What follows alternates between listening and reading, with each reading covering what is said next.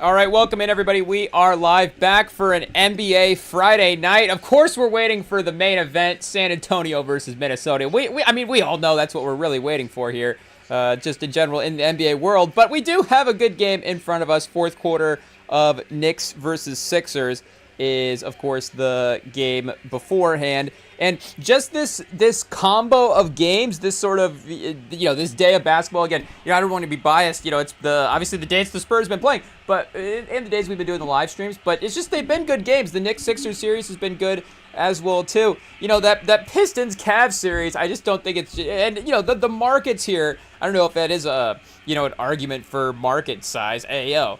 But the games themselves have been, a little bit more competitive, a little bit more high drama, anyways, than the other one. Except for, I guess, Mitchell crossing over Tobias Harris. That play was getting, I guess, a lot of replay online on the shows and stuff. You just kept looking up on ESPN at work, and it'd just be like Tobias Harris falling on the floor. It's like, hey, yo, give the man a break. Give the man a break. It is what it is. But Embiid back for tonight for game, what do we got? Game 3? For Philly versus New York here, the first game back in Philly. And they immediately started good in the first quarter as well, too. Paul George was firing threes right away. We were talking about how we were watching highlight reels for hyped crowd moments. There was a play early in the first quarter. It honestly might be like the first great, I don't want to say the first great, but it might be like the first great Maxey Edgecombe playoff sequence, because there was like a lob from half court to Edgecombe where he got the dunk, and then they stole the inbound, or they like pressured on the inbound and stole it at half court, or I think maybe they just stole it on the. We've increasingly moved this steal 94 feet, but they stole it at some point, and then in transition got another lob, back-to-back points scored off of Maxey to Edgecombe lobs, and obviously Philly getting hyped up for their next generation of guys here, but New York, of course, has stayed competitive. No Anunoby tonight, and it is, at least at this point in the game stream, a 4-point game. I guess it's still a 4-point game on the ESPN as well, too. Oh, and Embiid from the free throw line? I was about to say that was money. I was thinking it, chat. Hey, yo, we announced or jinxed it with just thinking it. Hey, yo, that's tough, but that should have been money. A whole step inside the free throw line? A little too easy. Now Brunson's going to get him attacking. Pick and roll. Step back. Oh, Chet. Air ball. Hey, yo. Hey, yo. Somehow it's still New York ball. I think maybe did Embiid touch it going out of bounds or something? Hey, yo. They called it for New York. But I guess, oh, no. Now Maxey's going for the inbound. Okay, it's going the other way. I was going to say that was an air ball. So, but I guess I didn't really see, flight path change too much. It is what it is. And like we said, the other, if we were going for the night game combos, Lakers versus Oklahoma City, obviously, shout out LeBron. He's been playing well. And the refs, the refs are always going to be a storyline in OKC. And it would definitely be more, at least for me anyways, the refs would definitely be more of an issue if OKC was worse. Hey, yo, if OKC wasn't so good at basketball, then maybe the refs would actually, I would think, hey, maybe the refs are, helping this team out. And there are instances in NBA history where the good teams have been, do we say, quote unquote, helped by the refs? I mean, immediately as I'm thinking about it, do we have to discount Tim Duncan's rival Lakers from the 2000s? Here we go, Chad, this immediately where our mind goes. But, of course, that there was some playoff series in there where it was like, is the league favoring David Stern? Is he just calling it in for the Lakers? It is what it is. Again, those would have been more against Sacramento, not necessarily against San Antonio. So I guess, would the argument just have been now if, Chris Webber moves on, would it just be Webber versus Duncan in a different way? Or does Webber neutralizing Shaq and Kobe a little bit help Duncan? I mean, I'm sure it doesn't hurt. But, either way, there is some of those series. I think speaking of Philly, Iverson versus the Bucks, I think is a little bit of a don't go back and watch the tape series. Hey, yo, like Wade versus the Mavs, obviously. And again, we're not over here trying to defend for a Mavs title. So it's like, that's one where we're like, good job on the refs, shout, give Wade all the whistles. Yes, sir. Ayo, pause. But, regardless, there have been those times. That is for sure. But the other problem is all those teams are really good at basketball. Hey, yo, Shaq and Kobe, like it is also, and maybe, that's part of the script as well, too. But it is pretty realistic to go back and just think, like, yeah, you know what? Shaq and Kobe just won 3 titles in a row because they're Shaq and Kobe. And, the Wade one is definitely, I guess, I'm not going to say the discount title for sure. It is obviously incredibly impressive what he was able to accomplish early in his career there, and the fact that they were, they won that titles from a deficit as well too in the series. Oh, and beat a missed 3. Hey yo, it's not even the 4th quarter yet. Chatty's missing shots. Hey yo, we hate to see it. It's still a 4-point game though. As long as Maxey can be that closer, it is what it is. But like we're saying, it's very believable right now that OKC, regardless of the refs, maybe not as much as Shaq and Kobe, obviously. Shaq and Kobe's the one where, you do kind of forget about that Kings series. I mean, you do, they were great series. And it's like, oh, the refs. But, again, maybe not to the same degree as some of the other ones. And I guess that is the stretch of the league, right, where that's the documentary time that they're focusing on, the Donaghy era. Because, for whatever you want to say, I guess there really isn't that, and I guess, it's just our knowledge of, the games and the individual narratives, developing out of each individual game from that time. But, I don't know, there's not like the big overarching ref conspiracies from like the 80s, the 70s, the 80s, the 90s, unless I'm just not thinking of them. But, again, like those, that 2000s period does, again, like we just highlighted some of those series, like those do stand out. Those do definitely stand out. But again, it's like, hey, Iverson ripping through the Eastern Conference one year, that's also pretty believable as well. I mean, the man was definitely a baller. But, maybe the Chet, Jalen Williams, combo as a 1-2. Again, I guess it is Chet. I guess it was Iverson, though, getting the whistle more so than like, Mutombo and who were the other guys on, the Philly roster at that point. But maybe it was a whole team thing as well. Ayo. But, either way, obviously Shea does get a majority of the calls, but that is just how the offense is, directed through him as well, too. Hey, we got end of the quarter 3. The Knicks on a little flurry, chat. They're going up by 9 here. So let's see. I guess, Maxey, he can get a shot at the end of the quarter. Did they foul?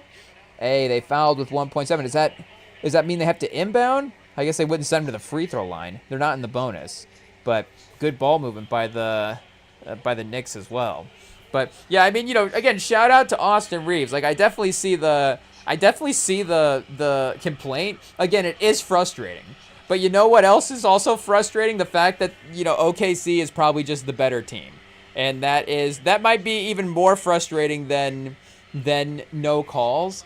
And, again, I'm not saying that we have the most competitive basketball experience over here, but, I would say in our park playing, I guess we're not retired, but, our park playing style is we're not necessarily going to call a lot of fouls type of guy, which I will admit is a problem. Because I do play a little bit like trying to draw fouls, but then I just never call them. So it's like, oh, well, I guess, they're not going to call them on themselves. So it's like, well, I guess, now I'm just throwing the ball out nowhere, pause. But, either way, I'm just trying to drive through the lane like Harden and then AO. And then all of a sudden it's like, well, there's not actually a ref here. You're not actually going to get like the little contact situation, AO.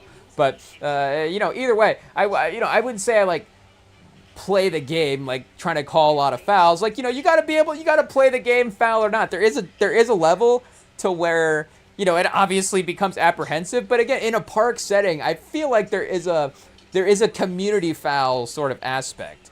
Where it's like if something can get out of hand, it's like everybody's like, okay, we all saw that or we all heard that situation. Guy went up for the block, just like slapped the wrist. Everybody heard it. It's like, well, there's no denying it. It's like you don't even really have to call the foul in this situation. Everybody just kind of, checks the ball up and it's like it is what it is. We all witnessed it. But again, we're gonna sit here and say you got to play the NBA games through no refs until the Spurs lose a game with the refs giving a call. Then it's like then it becomes a problem. But for the most part, I would say that. Again, for the eras that are there, and for the storylines that we have had for that little bit of time, I would say that for the most part, NBA history has not been dictated by the referees. Hey, yo. It is what it is. Again, we definitely get frustrated with this stuff in the moment, and it does feel like one of those things that, when it is stand out in a game, and you're just like, oh man, this is not quite up to par with maybe what we, are used to witnessing, or just like a physicality that they're allowing or something. But, either way, when it does stand out, again, in the moment, it does become one of those things where, like, this is just like, do we even need refs in basketball? Like, it almost feels like sometimes, like, are they taking away from the game? But then again, like you say, you go back through NBA history, and then you don't really remember that stuff.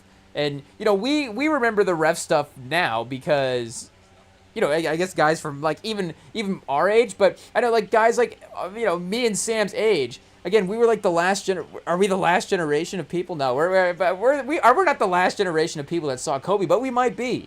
We might be. Again, obviously rest in peace. But I'm talking, on the court as well too, obviously he wouldn't be playing as well. I think his legacy is still, as powerful in, again, obviously, we would want him here. But, in terms of people that haven't seen him knowing who he is, again, I still think that is not a problem. Like, Kobe Bryant is, a great name that every basketball fan is going to know. I'm thinking because I saw a clip of it was football highlights, not basketball. So I don't know, a little different sometimes the degree, there's just a lot more personalities. Again, the helmets, people, they don't know the players as well. But it was like, I guess the clip was like Gen Z streamer doesn't know who Calvin Johnson is. And it gets like Calvin Johnson played Calvin Johnson played like less than 10 years ago, right? I'm pretty sure Calvin Johnson was playing football in 2000. I guess 2009 is 20 years ago, Chet. Hey, yo, where does the time go? So I guess maybe it is legit 20 years. Okay, Chet. Hey, yo, see, now maybe we are the last generation, that would have saw like the Shaq Kobe combo as well too. I guess Shaq retired, a few years before Kobe. But not too many, I would say. Maybe, I guess, probably a full contract, maybe 4 or 5. But Kobe's last game was that 16, right? Because it was that 15-16 Warriors season, and the Warriors were going for 73 wins on the same night. And, Kobe's game was still the most important. Hey, yo, it is what it is. And, the highlights from that game are crazy. It is what it is. But, again, rest in peace. But I don't even remember what we were going to... Oh, Shaq. When did Shaq go? Oh, Shaq played till 2011. So, yeah, 5 years. 5 years. But, again, like, that's still, close generationally. Like, you're not going to be, there's going to be some, new fans that maybe didn't get to witness the end of the era there. But, regardless, I would say that the way that, guys like me and Sam who didn't necessarily witness 90s basketball or obviously 80s basketball, but, we wouldn't necessarily know how those ref storylines carry over. Again, guys that were there might. But I think those storylines might be the first to go. They might be the first to go. It is what it is. I'm trying to think, is coaching story... I think coaching storylines are next. Hey, yo. Coaches, nobody remembers... even if, ask me and Sam combined, how many coaches can we name that, pre-2000? Hey, yo. I guess some coaches, obviously... if it's like they couldn't coach in the 2000s at all, so like Phil Jackson's off the list because, again, he coached recently. Jerry Sloan...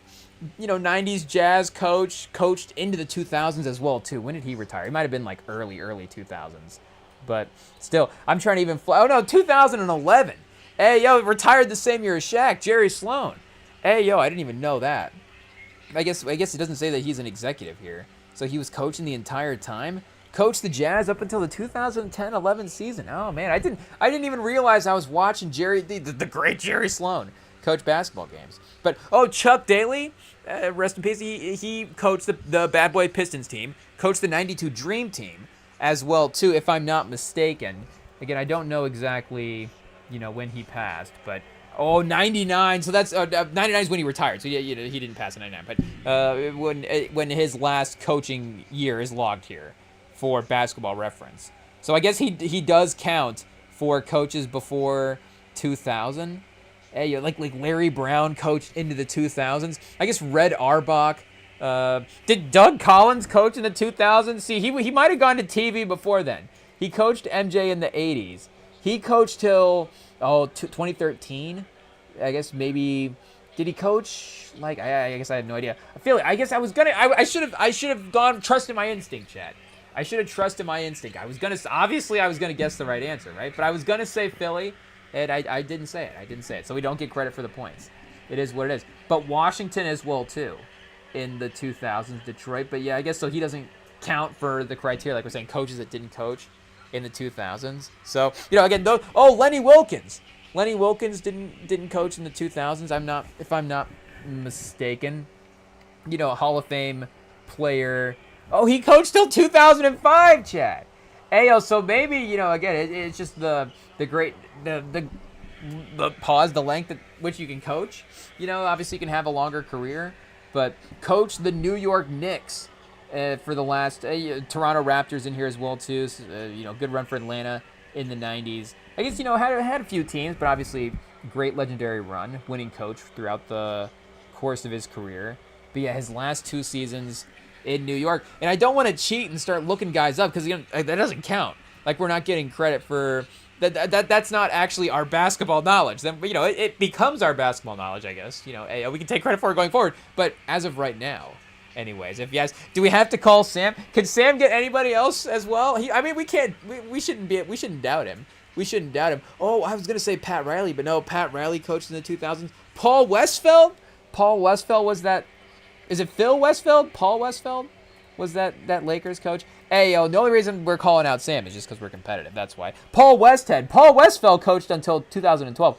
Paul Westhead coached until 1992. So I guess half a point. We got one of the Paul's players right. I guess Kurt Rambis coached until the 2000s. Hey, Tom Janovich. I'm not. I guess I'm cheating now because I'm looking over at the Sports Illustrated Basketball's Greatest. So I'm just like trying to think of the players. Hakeem's on the cover. So Tom Janovich coached Hakeem, and of course, but Tom Janovich played for Michigan. He coached till 2005 as well, though. So that would, Hakeem 90s, that would have been close there. That would have been close. But yeah, coached Houston up until 2002-03. And then the Lakers, 2004-05, was 24-19, 43 games. I guess we don't really know why he left. It doesn't explain it here all on the Basketball Reference, but he did leave with a winning record. So shout out there. But regardless, I guess the point is, name again, with all due respect, name a ref from the 70s and the 80s. Like, I literally can't name one, Chad. I can't name one. And again, that's no disrespect. I think again, I think it's probably going to be a bad thing in some way. Donaghy's name might get known more throughout NBA history, and maybe just the fact that we know so much more about the NBA now, the information's so much more readily available, and it's like they get just the ability to find it. Like, if you have to find all this basketball information and sort of all that, like, are you going to be looking out for the refs as well too? You probably are, though, because again, they are impacting the day to day. But in terms of the forgotten, I don't know. Hey, do we have to look up, chat, greatest? I guess, do we just start when do they have basketball refs? Hey, the history of history of NBA refereeing. Hey, let's see what we get here. The history of refereeing has evolved from a 2-person subjective system in 46. Hey, they were just like, just if it seems like a foul, just call it. It is what that might not even be that bad. That might be a improvement on the game. Just go back to that, get a couple of real diehards in there, and just be like, hey, if it's in the spirit of the game, just let it go. Just let it go. But just go to the park and just like, we got to get one guy off a park bench in every major city, and then that's going to be the refs in the NBA. Let's just start there. I guess that's not really the subjective system. We're just getting a new crew. But Chad, that's like a Tubi classic. Hey, do we need I'm trying to think. Has there been something like that? I guess no. The Replacements. That's what I'm thinking of. I was trying to think for the refs, but the Replacements is the players go on strike, right? And then they have to go get the sub team. We're down in the weeds, chat. Ayo, pause. But is this is a much worse version, a much more limited fan base version of the movie, because the Replacements, again, replacing a whole football team is kind of interesting. You know, you'll go to the theater to see that if Gene Hackman is coaching and Keanu Reeves is quarterbacking. Hey yo, Orlando Jones, Favreau, chat as well too. I forgot Favreau is in this running around. Jack Warden as well.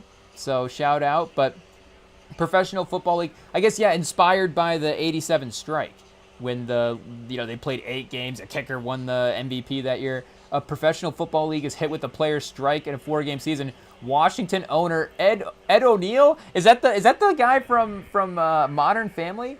Ed O'Neill, did they just steal his real name there? Calls former coach of his, Jim McGinty, telling him league's going to finish the regular season with replacement players. So this would be, I guess, a spin-off version of that. Would be the NBA fires all of their refs and they have to go get replacement refs.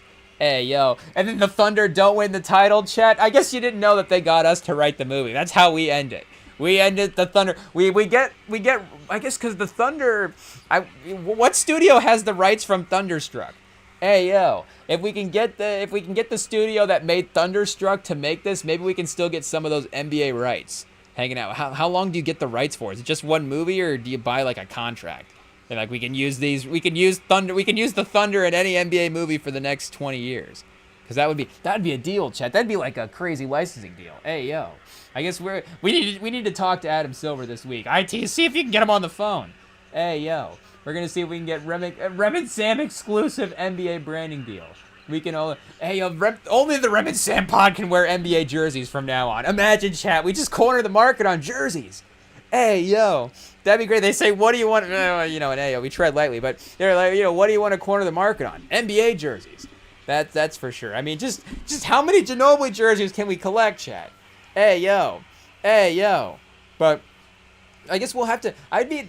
Speaking of Sam, hey yo, I guess chat. We just have to call Sam tonight. It is what it is. But we'll just just barge in on his evening. Hey yo. But what are we saying? I would be curious to know what his jersey ranking is. What his best NBA jerseys are, because there is a player. There is players as well too. Like No, it's no secret. Check the tapes. His favorite NBA player. He'll say it proudly right now. I guess, will he say it proudly after they just lost 3-1? I'm not sure. But he would have said it proudly before that. His favorite player was Jason Tatum in the NBA. So, maybe his favorite jersey is just a Tatum Celtics jersey. Just because of that, LaMelo as well, too. LaMelo Hornets jersey. Again, that's a popular one as well. I'm sure, which LeBron jersey? I mean, obviously, we had to bring up LeBron, but would the MJ Bulls jersey make the list? That would be a hot take. That could be a hot take, but I feel like you could. Ooh, is the hot take? Could you make a top 10 jersey list without MJ? I guess if it's objective, for sure. Dominique, chat. The Dominique Atlanta jersey would be sick. Ooh, that might be a top 5 all of a sudden. That would be crazy. But hey, yo, we're not. I guess we are into rocking other teams if it's old players. If it's players from the 80s and 90s, yeah, we'll wear it. I mean, even 2000s, it would depend. It would depend, no rivals, nobody that played for Ohio. It would really, the list would have to be filtered a little bit more at that point. But I guess either way, hey, yo, back to the reffing, 46 through 70s. Refs relied, hey, yo, solely on positioning and judgment. With 2 officials on the court for majority of the period. The 80s and 90s, the game's speed led to the introduction of the 3rd referee in 89 to improve coverage. Hey, yo, Chad, so Jordan couldn't win with 2 refs. Is that the take? Hey, yo, we're just trying to be annoying. That's all. We don't even believe it. It doesn't matter, right? It's all about it was more about the progression of where he was at in his career, right? Hey, yo. But transparency? Sure, chat. The transparency era. NBA began publishing the last 2-minute report in March of 2015. Other key milestones: first female officials, Dee Kantner, Violet Palmer, became the first referees in major U.S. sports in 1997. Oh, wow. The Basketball Referees Association. Hey, yo, these are the random facts we actually don't need to know. The Basketball Referees Association was formed in 1973. I mean, good for them, I guess. Good for them. I mean, you got to have it. You got to have it. I guess it is good to know. It is good to know, right? You never know what trivia night will ask. When was the NBA referees union formed, I guess. What NBA specific trivia night you go to? That would really get that. I mean, hey, yo, whoever's cooking up that trivia question is a real fan, chat. Is a real fan. They're like, we've got an NBA trivia night, and we're going to ask about the referee labor union? I mean, that would be crazy. Again, Donaghy would make sense. He got a Netflix documentary. Donaghy's a star. Hey, yo. I guess Donaghy, Dahmer, and Chet. What's the Mount Rushmore of Netflix stars? Hey, yo. But I guess, integration of WNBA and G League as well, 3-person crews. Notable refs: Mendy Rudolph, Sid Borrega, Earl Storm, Danny Crawford. Oh, they have a history here on the unions page. I guess a list of NBA referees. How far back does it go? Pause. For the 25-26 season? That's just for this year, I guess. We can't have like a historical year. We need to know refs from the 40s, chat. Ayo, the 40s, the 50s. Who were the best refs of all time? I guess let's see if the GPT knows, chat. Let's see if the GPT can find this for us. Who are the best NBA refs of the 50s? I guess a two-man crew. It's probably just going to be like who are the only refs of the 50s that we can find at this point. We'll see if this research is even possible. It disappeared, chat. Where'd it go? Oh, here we go. If you mean how good were the NBA refs in the 50s, weirdly, they were probably way tougher than modern refs, chat. Hey, yo, but nowhere near as technically polished by today's standards. The NBAs in the 50s were basically basketball's Wild West.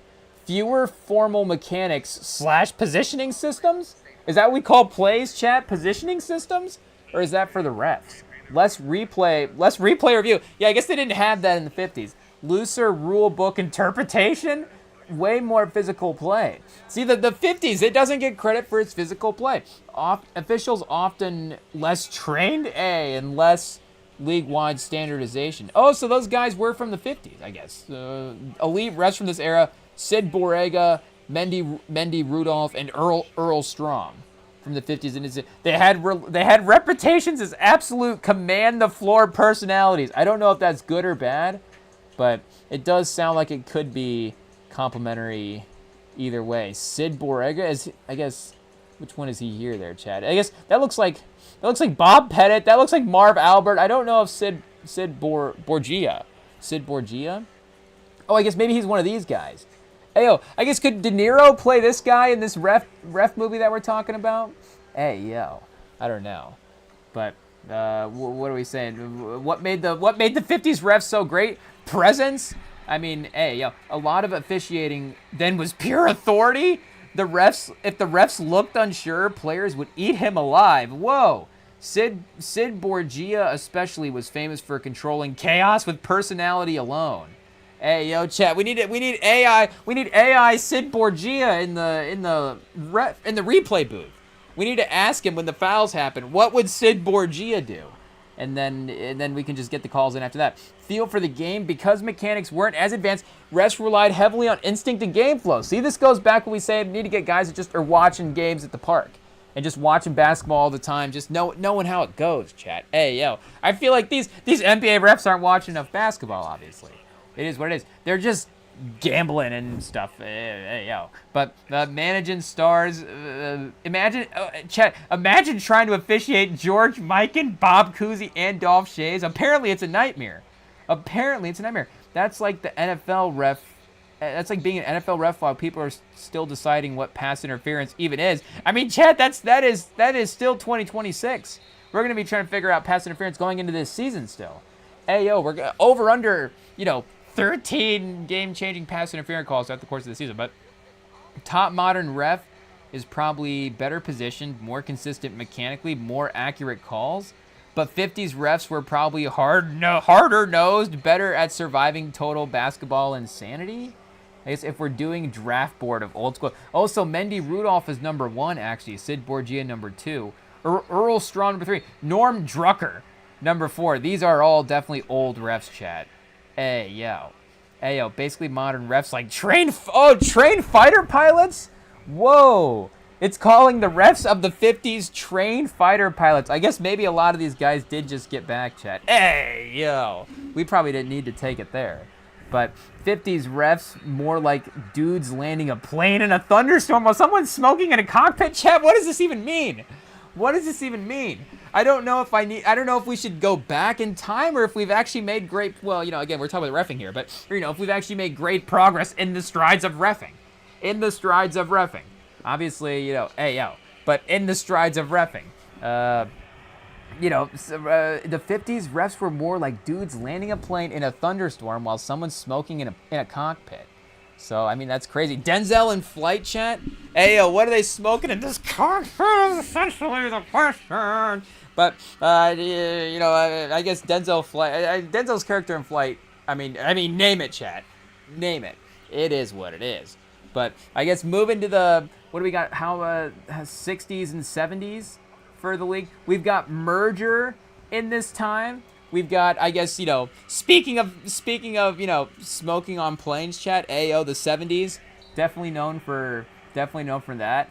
It is what it is. But the 60s and 70s is where NBA officiating really leveled up. 50s is where basketball sheriffs, chat. It's like No Country for Old Men. It's like like Tommy Lee Jones is like a basketball ref in the 50s. It's like, who's a basketball ref in the 60s, I guess. Tommy Lee. We just watched No Country for Old Men because it's on Tubi, and I forgot how I almost said sweet, but like how charming Tommy Lee Jones's character is in that, with just like, I mean, really just hits the Southern, just like the grammar on some of those phrases, like, just the way that the sentences are worded. It's just like, ayo, shout out to Tommy Lee Jones.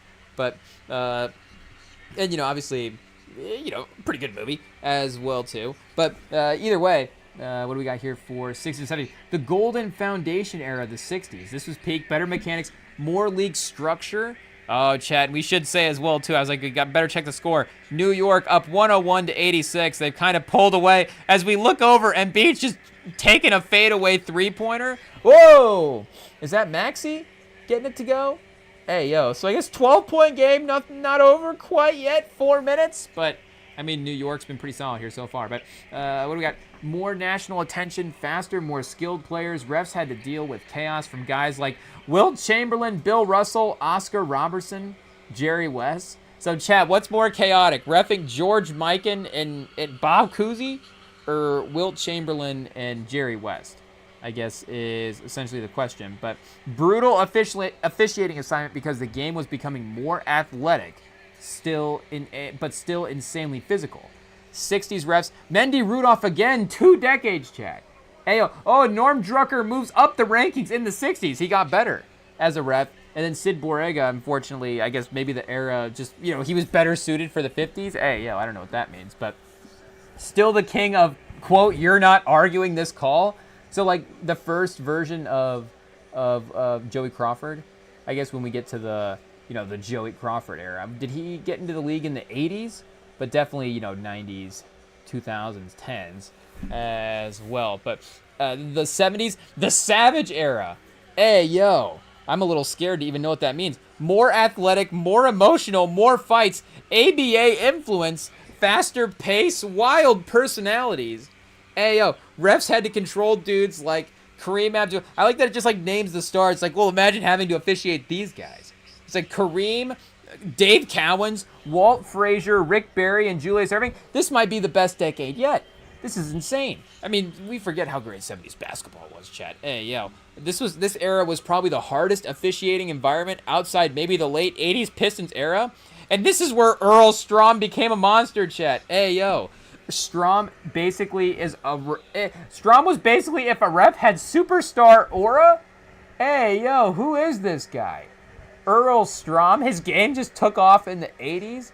I guess Earl Yogi Strom, best known for his American basketball, best known for his dynamic presence in the NBA, renowned for his aversive style and integrity, became one of the most recognized officials, inducted to the Hall of Fame in 95. I guess key facts, born in Pottstown, Pennsylvania. Shout out to Pottstown. But players respected him because he knew the rules cold. He wasn't intimidated. He had insane game feel. He could jaw back at players without losing control. He's the closest thing refs had to Hall of Fame point guard personality. Wow. So Earl Strom in the 80s is maybe the best ref we've ever seen in the history of the league? Is what it's sounding like, or at least getting there in the argument. Mount Rushmore territory. But if we had to tier it, it says here 1950s 7 out of 10 by modern standards. 1960s 8.5 out of 10 by modern standards. In 1970s 9 out of 10 by modern standards. It says, honestly, if you dropped prime Earl Strom in today's NBA, he'd hold his own, chat. Hey, yo. Might tee up the league by halftime, but he'd hold his own. Oh, we got the GPT making jokes. But Earl Strom, it says that of anybody in the 70s, Earl Strom's game would hold up the best, and he's the ref. Hey, yo. Hey, yo. 1970s refs here, it has them described as old school apex predators. Whoa. The 50s, tough survivors. The 60s, first truly elite generation. So that is like, sheriffs, and then you get into a little bit more like SWAT team. And then old school apex predators is just like, the predator running around out there. Hey, yo, chasing around, teeing up Adrian Brody while he's running around on the planet. But, or Arnold, or, anybody. Hey, yo. But, okay, we're getting there, chat. We've got 80s and 90s next, I guess. Still the same. Still Earl Strom, just kicking away at this point. We're hitting the absolute pressure cooker era for NBA refs. If the 70s were the savage era, the 80s and the 90s were the final bosses level. This is when officiating had to evolve from commanding tough guys into managing the league with global TV scrutiny, superstar protection politics, huger personalities, far more complex offenses, and constant playoff warfare. Hey, yo, this is peak referee mythology, according to the GPT. 1980s controlled violence. Referees had to officiate games involving Larry Bird, Magic Johnson, Isaiah Thomas, Moses Malone, Kevin McHale. Then in the late 80s, Detroit Pistons basically treated legal defense as a suggestion. You needed thick skin, perfect positioning, and the ability to know when to whistle and when to let controlled chaos breathe. Oh, chat, we should have known Dick Bavetta. Hey, yo. Obviously, I think famous for, kissing Charles Barkley after a race, I'm pretty sure. If I'm not mistaken, is it one of the pictures? Oh, here's him running. So I think shortly after, he'll be kissing Charles Barkley there. But, either way, I guess, is he also known for his reffing? We'll have to see. But the ability to know when to whistle and when to let control chaos people. This is when guys like Dick Bavetta became huge. Whoa! Bavetta's superpower wasn't intimidation like Strom. It was durability and consistency. The man officiated basically forever and had absurd stamina. Oh, chat. Hey, yo. Sometimes that's how you win with stamina. I guess he was like the Tim Duncan of refs. No flash. Just, oh, right, he's excellent. Well, I don't know why we needed to drag Tim Duncan into this, but, I guess it's a compliment at the end of the day, so we'll allow it. We'll allow it, but, that's getting right near the line. That is getting right near the line. I don't like when people say Tim Duncan wasn't flashy. I mean, I'm not saying that he was the most entertaining player of all time, but he definitely wasn't boring. Hey, yo. I mean, I guess what's a boring basketball player? Just like a bad basketball player? There are players worse than Tim Duncan. You still have like the good players. I guess that's where we're like, hey, Tim Duncan's more fun to watch than, I guess, and we gotta be careful. Because like Michael Beasley, I don't even know if that's true. Hey yo, are we talking about the big three? Or are we talking about the NBA? I guess we have to clarify. But I guess we moved to the 1990s. 1990s. It says honestly ? Referee hell. Hey, yo, this might be the hardest decade ever to officiate. Whoa, why? Because you had it all at once. Whoa! Peak physicality, hand-checking, forearm bars, paint warfare, superstar leverage, calling games with Michael Jordan, Shaquille O'Neal, Hakeem, Karl Malone, Charles Barkley. Even every whistle became national news. 3, let them play expectation. Fans and media would roast refs for calling touch fouls, so ref had to allow physicality without losing control. That's threading the needle while someone is shoving you. Hey, yo, the big dogs of this era, Dick Bavetta, Hugh Evans, Jack O'Donnell had the old school I'm ending the argument now energy. Daryl Garrettson, huge influence on modern officiating standards, Chet. Whoa! So he's like the sleeping giant power here that we don't know about. Oh, shout out to Darren Williams. I guess his picture's in here. But, yeah, Daryl Garrettson seems like, I guess, a lot of people are copying his game, is what it looks like. Garrettson especially matters because he helped build the modern referee development pipeline. Daryl Garrettson's to blame for all of this, chat? Hey, yo. It says he's kind of the Pat Riley of officiating structure. Era grades, 80s 9.3, 90s 9.7. Whoa, chat. I think the GPT is giving us referee propaganda here because the era is getting better every era. Like, it's going to be like, by the time we get to the 2020s, it's going to be like, the refereeing is absolutely perfect and nobody needs to say a thing about it. It's going to be like a 12 out of 10. Hey, yo. 9.7 out of 10 in the 90s. I mean, it might have been the best. It might have been the best. You know, hey, yo. You know, the more 90s basketball we watch, I guess it all seems, you know, hot take, it all seems like kind of the same. I don't know. You know, I guess we could do a numbers check. But it says Earl Strom again in the 90s, or is this the 80s 90s combo draft? Earl Strom, Dick Bavetta, Mendy Rudolph, Jack O'Donnell. Oh, so see, Daryl Garrettson not even in the top 4, but apparently is influencing the referees. I don't know about that. So 2000s and then the 2010s. I guess the 2000s is going to be the easy one to rank down low, like we were saying, because that does have the scandalous era in there, where 2000s equals transition era, bridge from old school physicality to modern freedom of emphasis.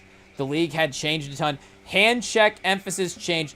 Defensive 3-second enforcement. They're like, you have to call it now. Faster spacing, more drive and kick action. Refs basically had to learn a new sport in real time. The cloud era taking over. Oh, 2000s. You can't talk about 2000s without mentioning Donaghy. The scandal that hit league credibility hard, important reality check while it was one official. Hey, yo, Chet's like to remind us, while it was one official, not proof the whole era was compromised. Still changed public trust forever. I like that it reminded us, it's like the NBA was still pure outside of Donaghy back then. Sure. I mean, obviously we trust it, but, you know, hey, yo. Elite 2000s guys, gonna mention Joey Crawford, Danny Crawford, Steve Javie, strong communicator. Great game management, I guess, according to the GPT. 2000s, technical peak, vibes disaster. Mechanically, probably the best refs ever. See, chat, the propaganda keeps getting stronger. Probably the best refs ever. By this point, positioning is elite, review systems improved, training is way deeper, analytics help evaluate calls, league grading is intense. I mean, obviously the 2000s were great, though. I mean, 2016, I mean, you don't get better than that, but pure technical accuracy probably beats every previous decade. But the officiating yeah, that's true. The James Harden of it all as well. But I feel like now, or like, you know, like the end of the 20-teens, you know, 2018 to 22 maybe would have been like the worst of it, 18 to 21. But now it doesn't seem like it. Maybe we're going back the other way, where some of the heliocentric creators aren't quite the same. But I don't know. You know, now with Shea, Luka, you know, some of the centers, you know, hey, yo, it could just be still, you know, the handful of guys that get their 10, 12 free throws in the games. But we got, there wasn't brutality. The league was philosophy. This was legal philosophy. Whoa, a lot less, quote, who started the fight. A lot more, quote, did his left pinky interrupt the shooter's natural upward motion? That is true. 2010's top names. Scott Foster, a top name. Tony Brothers, a top name? Hey, yo. What do we got? Scott Foster's probably the most famous modern official. Extremely respected internally. Extremely debated externally. The Draymond Green of refs. Whoa. I think, is that for the intern? I don't know if Draymond Green is debated internally or externally. I think there's a consensus a lot of the way around. Hey, yo.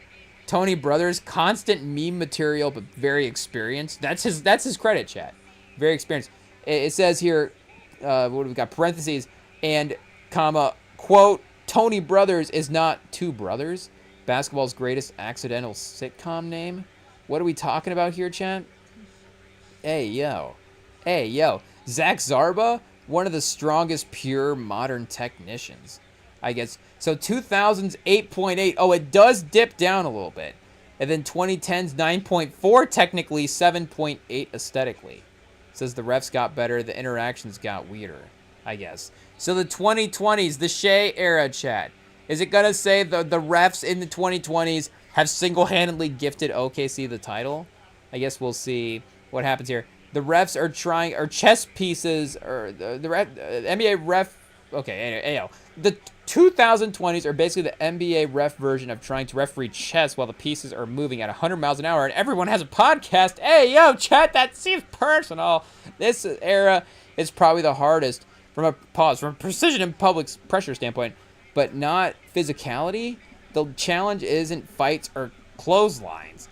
It's processing absurd speed and absurd scrutiny. Refs today have to judge 5-out spacing, drive and kick chains, Euro step gathered timing, verticality at the rim, challenge reviews, clear path weirdness, take fouls, flop enforcement, freedom of movement and interpretations, all while every call gets clipped, zoomed, and dissected online in about 14 seconds. The modern official is basically half ref, half air traffic controller? What makes 2000s refereeing brutal? The game is insanely fast. With possessions, here's our list of guys again. Steph, Luka, Shea, Jokic, and Tatum. Everything involves multiple reads, fake contacts, off-dribble movements, screens, angles, timing, windows. 70s refs would look at this and probably request a cigarette. I think maybe every ref would just request a cigarette. It is what it is. Maybe a couple of fans, too. I'm not sure. But players are smarter about... Maybe a couple of podcasters. Maybe players are smarter about whistle manipulation. There isn't a knock. It's evolution. It says this isn't a knock. This is evolution. Modern stars understand exactly how officials interpret. Gather steps, defend... Do they? Gather steps, defending positions, shot contests, screen legality, initiating contact. Guys weaponized ambiguity, it says. This makes officiating harder than just spotting obvious fouls. Okay, this is true. Replay helps and hurts. True, it does, obviously add a lot of time. Zach Zarba. It says Zach Zarba is the gold standard of refs right now, chat. Okay, I think we've gotten to the bottom of this. James Capers as well. 9.5 out of 10 is what it's saying for the refs. So the ref power ranking. It says the 2010s, the 2020s is the number one refs of all. The 2020s, the 90s, the 10s, the 80s, 70s, 60s, 2000s, and then the 50s. Just go ahead and put 2007. That's fine. That is fine. One ref to survive a brawl, chat. Earl Strom. One ref to ace modern replay heavy game 7. Let's just bring Earl Strom back anyways. Why not? Why not? But let's go top 10 teams benefiting from refs. And let's see how it actually has impacted NBA history as well too, because that is the actual question. The 2-minute report. What's it saying here? The NBA 2-minute report on broader foul rate data shows noise, matchup effects, and star usage matter way more than the league rigged it for Team X. Chat. The league's like, see, obviously the refs didn't change the outcome of these games. Didn't matter anyways. It said, that being said, if you were to draft a, quote, fans swear these teams, the refs loves these teams, top 10, this is the board. So, here we go. Number 1, the Lakers, chat. We love to see it. We love to see it. The Lakers, the number 1 team affected by the refs of all time. It says why Showtime era, but, Shaq and Kobe as well, too. The 2000 King Series League basically turned into permanent basketball folklore. Number 2, the Celtics in the 60s and the 80s. It says when you win that much, every 50-50 whistle becomes of course. So they just start naturally kind of gravitating toward the Celtics, I guess. Over the Bulls of the 90s, though. I guess it says this was the Michael Jordan tax. Superstars get favorable marginal whistles. This is not unique to him, but nobody was scrutinized more. The push-off discourse alone keeps this alive forever. I guess you do have, of course, the one play. But, again, does MJ's game get remembered as a foul-heavy game as well? I don't quite think so. But number 4, the Golden State Warriors. Oh, we're getting a while before we get to OKC, I guess. Modern internet whistle villain. Why dynasty fatigue? Moving screen debates. Oh, that is true. I forgot about the moving screens for the Warriors. I was going to say, because you didn't really have like the Draymond, because Clay and Steph and Draymond weren't attacking the basket the same way that some of these guys are. I mean, Steph was, for sure. But Steph, I mean, to his superstar credit, I mean, this continues to go in his favor, doesn't quite, or at least in that era, didn't quite get the calls of those guys. I mean, he was attacking in a different way as well, too.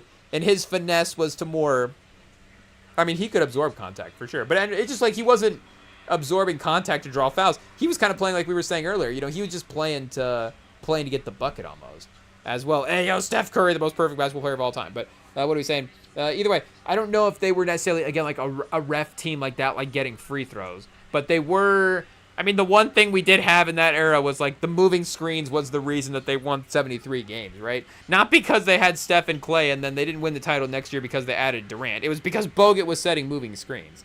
That's why they were so good. But see, we've already forgotten that. And I mean, we're as petty toward that Warriors team as anybody because, they ended the Spurs dynasty of that time with Kawhi and Zaza stepping on Kawhi's ankle or landing under Kawhi's ankle on the jump shot. But, even still, and I guess, that was, again, more Pachulia in the landing. Even if we got the foul in that situation, like, what were we going to do? Kawhi was out for the series, and then he got traded. So, it was over at that point. But, either way, we've already forgot about the moving screens part of it. You just go back and remember, oh, no, Steph and Durant and Clay were pretty good. And Draymond was pretty good as well, too. But, and I guess you remember Draymond fouling. But, you don't really remember, I guess, like we're saying, the refs being biased in that way because Draymond's inflicting the fouls. But Miami Heat number 5, it says LeBron era Heat number 5. Anytime LeBron automatically anytime any team with prime LeBron automatically enters the whistle conspiracy territory. I guess I don't know if that's totally true. The Spurs at number 6? Hey, yo. I mean, this is where it's falling apart. See, we were questioning it with the I don't know if that Miami Heat team was like a ref team like that. Like they were, it was more about how it was assembled. It was like, oh, this is unfair that LeBron and Dwayne Wade are together. It was not watching the games going, oh, and they're getting every single call. Again, maybe I was just not focused on that as a young basketball fan, but I just don't remember that. So I guess, in that spirit, the Spurs at 6? What? Hey, yo. It says less flashy, but consistently accused during the dynasty years? Tell us when. Cite your source. Hey, yo. I guess we can't really say that we're, can we say that we're channeling Dr. Umar here? Hey, yo. But cite your source. Where are we getting this? Where are we getting these Spurs conspiracies from? It says the theory is basically fundamental basketball plus veteran respect equals favorable whistles. Also, Tim Duncan staring at refs became a whole meme. I mean, Tim Duncan got, unfairly ejected. I don't remember him ever getting, an unfair whistle his way. Again, Joey Crawford, threw him out for no reason. But Philly at number 7. Joel Embiid, number 7 all time. Whoa. Over OKC. The most modern foul drawing era with Embiid. If your center shoots guard level free throws, people start connecting red string conspiracy board dots. Ooh, chat. A tough look for Embiid. I guess, is that more valid than the Spurs at 6? I think that the list is falling apart 5, 6, and 7, but I don't know. Embiid, even in the top 10, is tough. The Rockets at 8, of course, the James Harden era. You would expect that making the list. The Pistons in the late 80s, not because they got touch fouls, but because fans swear they were allowed to commit felonies. The conspiracy was reversed. How are they allowed to get away with this? And of course, the whole Jordan Rule situation as well too of that era. And then the Knicks in the 90s as well. Whoa, the 90s Knicks over the 2010 over the 20s Thunder, chat. Hey yo, the 2010 Thunder, but the 10s Thunder. Honestly, it says mostly 90s MSG mystique. Every bruising playoff game produced MSG whistle allegations. I guess the Knicks were kind of a there was a tough playoff series in the 90s for that team for sure. The Mount Rushmore of teams benefiting from the refs: Lakers, Bulls, Warriors, Heat. I don't know. I do think this OKC team, perception-wise, is getting there. But they are also getting there historically with, like, we're seeing some of these Lakers stats, some of these Bulls stats, Shea with some of the MJ stats as well, too. Like, if you took away Shea's free throws, guess what? He's still the, most efficient mid-range guard that we've ever seen. And I don't even know, if we went, like, a foul rate during... I'm not, like, are we the big Shea defenders up here? Pause. But again, it's just, he is good at basketball. At the end of the day, it's like, that is the thing that is the reason that they are good as well, too. Like, even as Spurs fans, and maybe we need to admit that, again, just to be, you have to actually be the better team to beat that team. Like, it's not like they are, again, being gifted all this stuff. Like, they are able to go out there and win these games. Hot take. Hey, yo. Their defense can get up to crazy. I mean, especially last year as well, too. Defensively, the levels that they could go to was insane. And their three-point shooting was consistent and reliable. I know it hasn't been as... And maybe from the same names as well, too. Again, some guys like A.J. Mitchell and stuff have stepped up in different ways this year. But, and they've been injured as well, too, a little bit more all the way around. But for the three-point shooting as a team, I don't think it's been quite as dynamic as it was last year. Like, it was, again, like, Lou Dort was, like, legit automatic in the playoffs. Like, I was thinking, at times I would really trust him in big moments, just watching it and be like, oh, yeah, he's going to make this three. Bam, he makes it. Jalen Williams making his shots. Shea obviously just being clutch all the way around. But for this year, again, it's just an admission of it's just an admission that Shea is like a legitimately on pace to be an all-time great guard. And I mean, it is what it is. I know that, and maybe this is us maturing as NBA fans, just as sports fans in general. And I know, because I when we were younger, I would definitely be more hesitant to give guys all-time status because, we were rooting for guys like Peyton Manning and, again, like Tim Duncan as well, too, where it's like, we want these guys to be as high up on the legacy list all time. And we still do. And the thing is, we know they can be just by, simply defending their achievements as well, too. And, it's like their careers were great. So, it's like, hey, maybe some of these guys that we were worried about, they didn't end up getting there as well, too. But, and, again, like, I guess, what do we say? Like, at the end of the day, like, 2000s is like Tim Duncan or Kobe or LeBron. Again, it's like a couple of guys that you're debating as well, too. So the list is, short enough, I guess. But, what are we saying? For now, maybe I'm just like, I have to see it for what it is. Like, I have to see it for what it is in the NBA. If we're talking NBA sort of things, it's like we have to see this Shea run for what this Shea run is. Like, at this, it could be a Jokic thing as well, too. Who knows? Like, again, we were in this with Jokic where it's like he's got the best stats of all time. He's making these playoff runs, and then all of a sudden you look around and go, like, wait a second, they're out of the playoffs early. It's still the second round. Again, Thunder are looking pretty good right now. We'll see what happens in the conference finals, I guess, regardless of who they play, Minnesota or San Antonio. But for, again, for Shea and for what that team is, it's just like Shea's been having a historically good year and historically a couple of good years, and the efficiency points numbers that he had been putting up is on pace with these great guys, and that impact is leading to the impact that we saw those guys have as well, too. Like, we have proof of concept of this throughout NBA history. Like we're saying, I mean, I guess we just saw the list. Also Kobe and MJ were helped by the refs, according to the GPT. But, again, we saw the numbers, the 50% field goal percentage, the insane clutch stats, the insane scoring numbers. We saw that for MJ, and we saw what it became in the 90s for it winning titles. We saw what that was for Kobe with Shaq as well, too. But then what that became at the end of the 2000s when he was able to win those two in a row. And we're seeing what it's becoming for Shea. And again, it's right in line with what we've seen from these guys. So it's not, the refs thing is, trust, like, it is frustrating sometimes to watch, for sure. Especially, it's a game flow thing as well, too. Like, we could be sitting here talking about bigger picture basketball, but it's like you do have to sit down and watch the games. And at the end of the day, there can be times like, okay, these second and third quarters in the middle of these games are really dragging out. And there are times where it's like, okay, maybe there's an inconsistency there, all that different stuff. But, regardless, at the end of the day, Shea is right now the best guard in the league.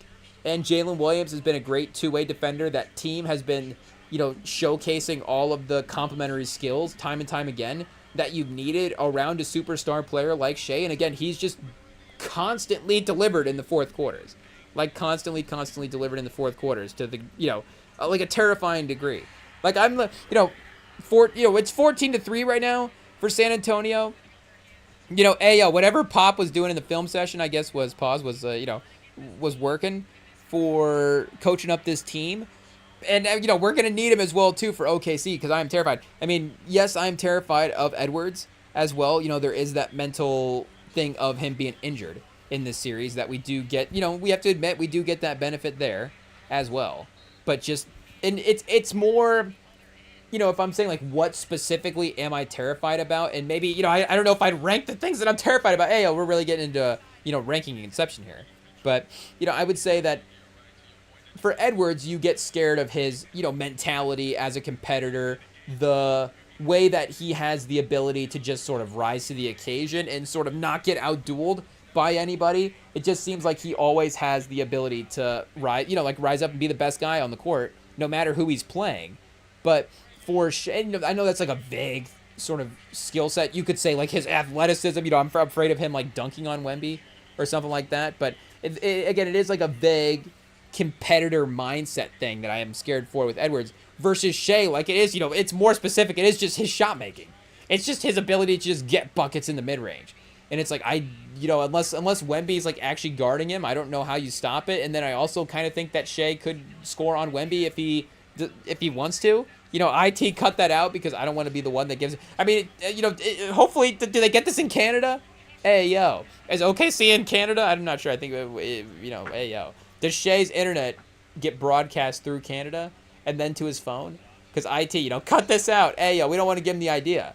Where he's like, if he just like wakes up one day all of a sudden, he's like, wait a second, I am Shai Gilgeous-Alexander. I can get to the basket and score on anybody in the league and have a great mid-range game. Like I should be able to attack Wemby. Like that is a terrifying day. That is a terrifying day. Like he is, him and Jokic are the two scariest shot makers in the league. At this point, they have been for the last couple of years. And Steph, I guess I'm thinking 2020s maybe. Steph obviously, him and LeBron of the 2010s. And, Steph now still as well, too, even won a finals in the 2020s. So Steph, Jokic, and Shai are the top three. Luka in a heat check is definitely up there. And I mean, again, like Edwards in a heat check. Like some of these guys in a heat check are there. But those three guys consistently at any point in the game hitting shots is terrifying. And again, like I am legitimately, I know it's a mid-range thing, so there is like a, I think that's why Steph's better all time as well too. For one, his accolades that he has right now over Shai is still more. Shai's got to catch up. But, just as a geometry thing, obviously what Steph provides in terms of the three-point spacing, but in terms of the shot reliability of it, like, I guess Durant, again, we could keep going through the names, but I would say in the 2020s, and that's mainly because of injury for Durant. The 2020s, it would be because of injury, but I would say in the 2020s that Shai has, for me, I would be more mentally, scared of Shai.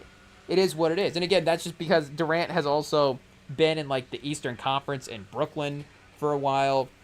I guess, him in Phoenix as well, too, and now Houston, but yeah, it's not like he was really playing, I guess, San Antonio the same way. So, I guess, I'm still scared of Durant. Like, Durant was awesome. Again, the Brooklyn series was in the 2020s, right?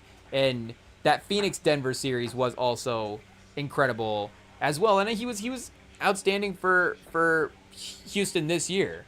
Okay, I guess, what is it? If you're a terrifying shot maker, but you're not really connected to any of the offense, any of the vibe of the team. If you're a great shot maker, but a bad vibes guy, hey, yo. No, Durant, great vibes, obviously. Call in, we love Kevin Durant. But either way, what are we saying? Just got traded a couple times. But either way, dial it back in. Now I'm sure we could, easily assemble a first team all shot makers from the 2020s. But regardless, again, the impact of it all, like Shai is arguably it is some of the recency bias now of Jokic, but Jokic has, again, it's not just recency bias, it's like now a little bit more of a pattern starting to develop. That's like there are some 3-point shooting struggles in the playoffs. And if Jokic has those 3-point shooting struggles, again, we've seen his team get eliminated when he has those. So Shai hasn't, of course, been like a 3-point shooter throughout the course of his career, but he has not necessarily had the stretch where he's gone inconsistent from a spot on the field, where it's like, oh, now Shai's mid-range is just gone, or he's not hitting free throws or something. Again, maybe that's great for his reliance, not his reliance on the free throws. But it's, and you know, hey, obviously the Lakers had a game where they held Shai under 20 as well too. So if we're talking about, you know, again, the individuality of it all, like I do get it. But for the most part, you know what, the Thunder cook people, and Shai cooks whoever he's playing, whoever he's scoring on. He does get his, you know, it's the same with James Harden. It's the same with James Harden. Like, yes, you can absolutely get frustrated that James Harden gets fouls when he drives to the basket. You know what else James Harden can do? Just cook you on a step back. He doesn't really need to get to the basket. That's just an element of his game. You know what else Shai can do? A little mid-range, yeah. We all know what that move is. If you're listening, you know what that move is. The pop, pop, pop, pop, yeah. Hey, yo, at least in terms of a basketball court, you know, the pop, pop, pop, pop, yeah, might be a couple other things. But either way, you know, hit him with the pop, pop, pop, pop, yeah. And he's good to go, Chad. I mean, hey, yo. I mean, now we're going into our park analysis here for Shai Gilgeous. But either way, I guess we do have, like we said, that this Spurs Timberwolves game firing up, and it is going well. It is going well for San Antonio. So we will take a quick break. We've got a lot more up on the live stream when we return.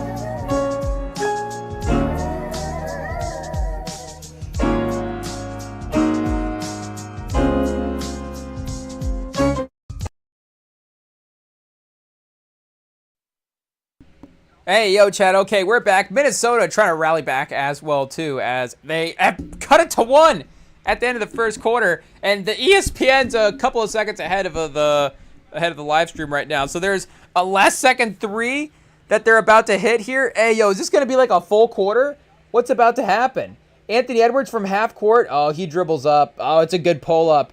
Hey, yo, speaking of hype crowds, chat, that Minnesota crowd getting lit up. And, hey, obviously, the Spurs fans are feeling good. Was that Fred Hoiberg? Hey, yo, who was that? Hey, yo, they just cut to somebody. What are we getting a Fred Hoiberg cutaway for at the end of the first? What just happened? But, I mean, obviously, the Spurs fans are feeling good about having one of the, most dominant wins in NBA history. I guess in NBA history, one of the more dominant wins that the Spurs franchise has had in their franchise playoff history. If we dial it back a little bit. And there was even a quote here that I saw from Chris Finch on OG Anunoby. Hey, I'm scrolling through trying to find it. On Anthony Edwards, basically asked him about whether or not that he could have played more in that game, and he said yes, but it was a 50-point game, so we thought there was really no reason to have him do that. But, again, Minnesota does have, in some ways, the upper hand on the series, even though I guess, what I meant to say was, it felt like, hey, do we restart? Take 2, IT. It felt like San Antonio had the upper hand after that last game because of the way they won so dominantly, but Minnesota won the first game of the series. So they do have that series, every other in their favor, stealing that game 1.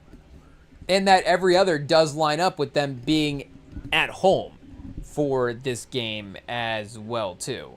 So that shift in energy could be something a little, that could help them as well too, and just even help Edwards sort of get back to, some levels of play.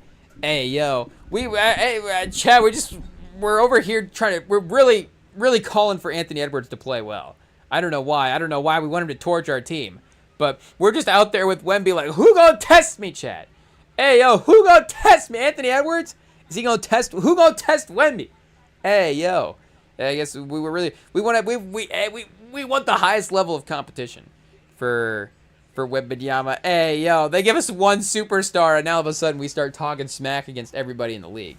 But, we want to see what the highest level of basketball looks like. And like we've said in the past as well, too, I mean, game 1 was a classic game and we didn't win. But there are a lot of classic games in Spurs history Spurs history where it's like the close battle didn't quite go our way. I mean, for everybody as well.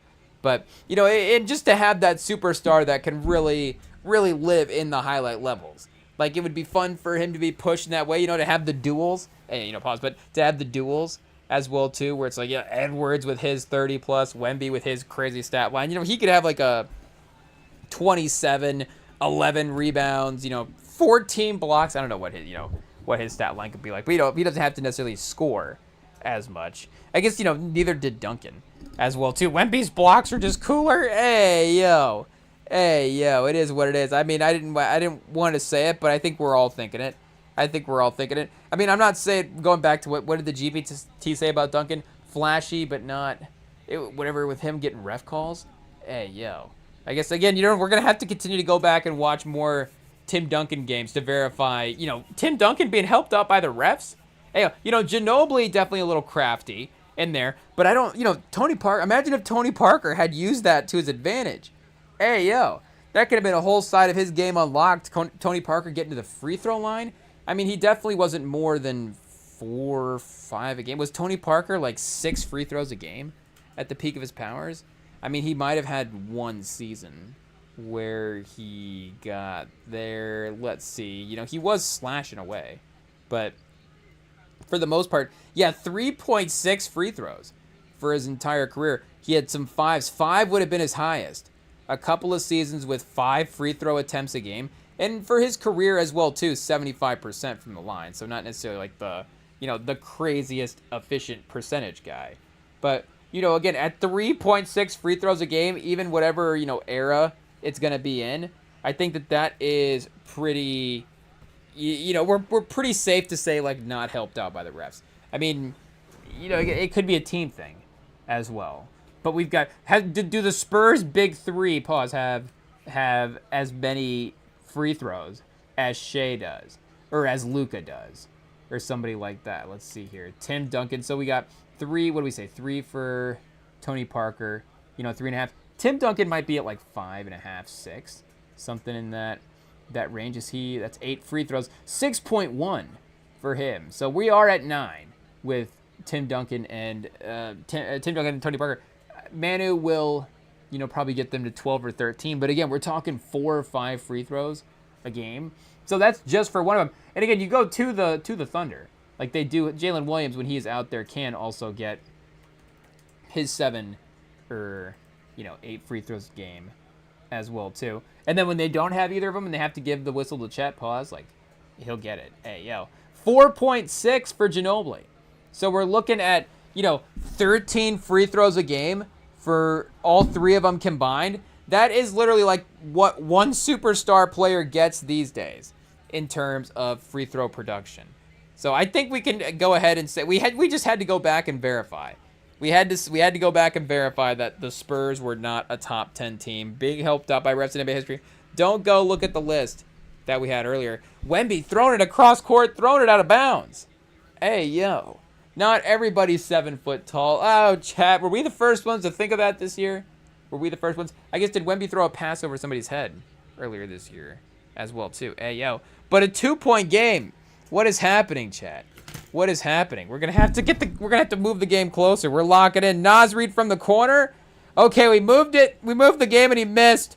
We can't move the game anymore, chat. Pause. De'Aaron Fox, we need the ref help. We need the ref help that time. Trying to fight off the physicality. Could not do it. Champagny way short from 3. He's had a couple of, obviously the missing game 1, but a couple of like corner 3 hit the backboard type of shots that have been a little bit tough. Naz Reid dunking on nobody. Hey, yo. I'm not even sure what he was trying to do right there. He was not even jumping, and he just tried to throw down a dunk. Much less was he even close to the basket. I mean, he looked at it for a split second. I guess he got spun around by the foul there, by Fox on the foul. So I don't know if that would have gone as planned, but he definitely tried to continue to dunk it afterwards. And unfortunately, it didn't quite go as well. So I guess that might be the closest thing to a dunk on Wemby that he's going to get, honestly, at this point. Air dunk, chat? Hey, yo. That is the worst type of dunk that anybody can do on you. Pause. Is when somebody just flies over with absolutely nothing on absolutely nothing and just goes, oh, I dunked on you. And you're like, did you? There's no basketball. There's no nothing. I couldn't even pretend to fake block it because you wouldn't admit it. It's like when you're running around with, fake guns as a kid. And you're like, you're never going to admit to getting hit. Hey, yo. You want to play a rule that you want to play a game that definitely will not go well is play imaginary guns with kids. Hey, yo, I mean, hey, yo. But I'm just saying, like, pew pew and then expect a kid to admit that he, is like, and I guess that we could do that anyway. But I'm just thinking, like, I remember we had this one afternoon with this one neighbor kid. And we try to do, hey, yo, we have woods in our backyard growing up. So, you can obviously go back there and hang out. But you could also find sticks that, would be shaped like a weapon. Hey, yo, again, I'm not going to, we're not saying whatever you want. But, again, that's, just messing around as kids. Obviously, probably better to do it with a stick. Hey, yo, pause. What are we talking about? Hey, yo. But, again, when we were trying to, play games with this neighbor kid, and we were like, pew pew, we find the weapons, everybody gets their own, again, pause, stick weapon. You know what we're talking about. You get the brand that has the one, and it has the little handle that sticks out. Ayo, pause, and it's all good. But it's like the, and then it's not just like never admitting to getting hit, and then I think this is the common one. I think we all hear is the kid will like have like, oh, I have the self-defense. Like, I have the self-defense, I have the armor, the bullets bounce off of me, they don't work. Actually, and then the kid that we were playing against had this one move where he's like, actually, my armor, the bullets bounce off me, they hit you. So now you're gone. And I'm like, well, wait, what just happened? All of a sudden, now I'm gone? Like, you just have reflecting armor? You can just do that? Hey, yo, I didn't know that was in the rules. So it was like, quickly the game just became like, well, I mean, I guess this is, nothing's ever going to happen. I guess, again, it turns out our neighborhood, became satire for escalating warfare amongst nations. But, it just like all of a sudden it just became insane. It's like, the reflecting, bullets just reflecting 100 times back and forth. Everybody with self-reflecting armor. And it's like, okay, we're lost in the cycle here. We need to slow it down. We need to tune it back. But I forget even where this analogy was supposed to be headed at this point. I'm just, back in this neighborhood memory at this point, because I guess, obviously, simpler times, chat. Simpler times, not a care in the world. But either way, that was the start of caring, is when you're like, why do you can't just randomly give yourself, you can't just give yourself like bullet deflecting armor just out of nowhere. Like, are we like, is there like a fake currency that we're accumulating? Like, what are the rules here? What are the rules? So it's like, oh no, I have a fake shield that actually absorbs the bullets and then turns the bullets into dinosaurs, and now I have dinosaurs that, launch grenades from their shoulders. It's like, this doesn't even make sense where this is going. I mean, you obviously have to give kids credit at some point for their imagination, I guess, and just, where things can go. But, again, I don't even remember. What did this have to do with Anthony Edwards at some point or Wemby or something? A foul? Naz Reid trying to imaginary dunk it, I guess, on Wemby? Was, getting imaginary postered. Hey, yo, I can't believe we got back to that, chat. Hey, yo. Getting imaginary postered is, so point being, again, that's a long ways from the imaginary basketball hoop, but getting imaginary dunked on is bad. That is tough. It makes a little bit more sense if you're like walking through a door and then somebody like fake dunks over a door. Then you're like, okay, I can visualize that. But again, if it's no basketball, it's impossible to stop. It's impossible to stop because you can't block it. They're never going to admit to getting blocked. You would have to, and then if you get their hand, it's like, oh, that's a foul and one. It's like, well, then I didn't get dunked on. That it's just not a highlight, right? It's just another free throw attempt that happens, and then ball don't lie. Oh, it missed a free throw. Oh, it turns out my basketball hoop has a hand that stops, emerges out of it and slaps it away. Pause. Whoa, hey yo, what are we talking about now? But regardless, 1 point game, chat. 1 point game. Wemby at the free throw line, trying to tie it up. Oh, we jinxed him. It's too late. He's taking the Giannis 10-second route. Deep breath. Oh, he did miss it. Hey, yo. I knew it, but, we just had to lean in at that point, and it is what it is. It was going to be no good. Randall driving, kicking Wemby. He's going to have to stop the paint. Yes, sir. Dosunmu is back, so we'll see, the 40-point score if he is bringing that impact back into the game. And guarding Castle as well, too. Fouling Castle? Hey, yo, no, just forcing a tough fadeaway. Castle not quite able to get that to go. I don't know if that's quite... I mean, I feel like his mid-range there is pretty... he can adjust and hit quite a few different amount of shots. But, and Harrison Barnes with the matchup on Edwards. He forces the miss, but Edwards was dancing a little bit. You can tell he's got a little extra confidence in this one back. De'Aaron Fox, chat. Hey, yo. We're just waiting, chat. We're just waiting for the De'Aaron Fox rant. It's probably not fair that we have it queued up. It is what it is. But, I mean, honestly, if he holds off, then, that's a great thing. We'll see if it just, gets to the end of the season. Like, hey, we never did it. We never did the De'Aaron Fox rant. But Carter Bryant, who we've been waiting to impact this series for, is now hitting a corner three as well, too. Randall from the corner. Ooh, chat, they're not getting the rebound. Oh, and Randall gets the dunk on Wemby. Oh, you hate to see it. Randall, of course, has the strength factor, has a physicality to his game. He is going to get there. Oh, he had the lob. He had the lob opportunity. Wemby does get a kind of and one dunk opportunity.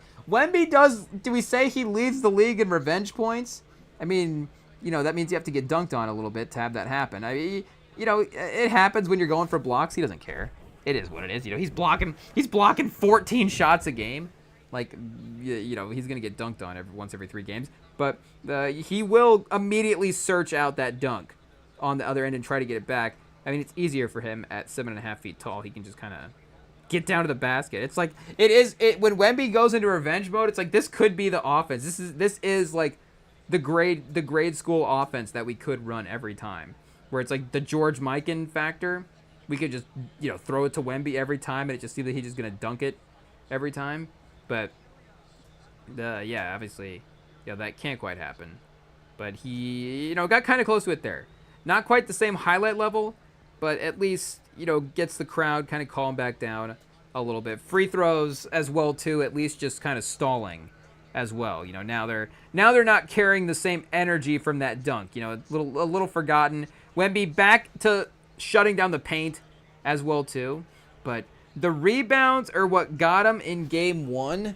Again, game 2 got out of control, so nothing really to factor to worry about there. But in game 1, the rebounding opportunities were huge in keeping Minnesota in winning that game. And the initial defense for San Antonio was good as well too. But, again, off of those second opportunities and the scrambles, and then sometimes just the immediate putback stuff, it was, definitely a major part of their offense there.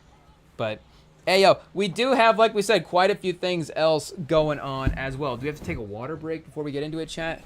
A quick little drink here. Hey, yo. Ooh, big chug, chat. Whoa. Hey, that's a guy in IT. We just hired him. Big Chug. We'll see if we'll introduce him at some point. Is Big Chug back there? Oh, yeah, Big Chug. Shout out. It's first day. Great job. But we do also have Big Chug. Is he a Valkyrie fan? Because we do have Valkyrie versus Storm on in the background. A little WNBA. And we did throw the hockey on as well, too. So, Vegas versus the Anaheim Ducks.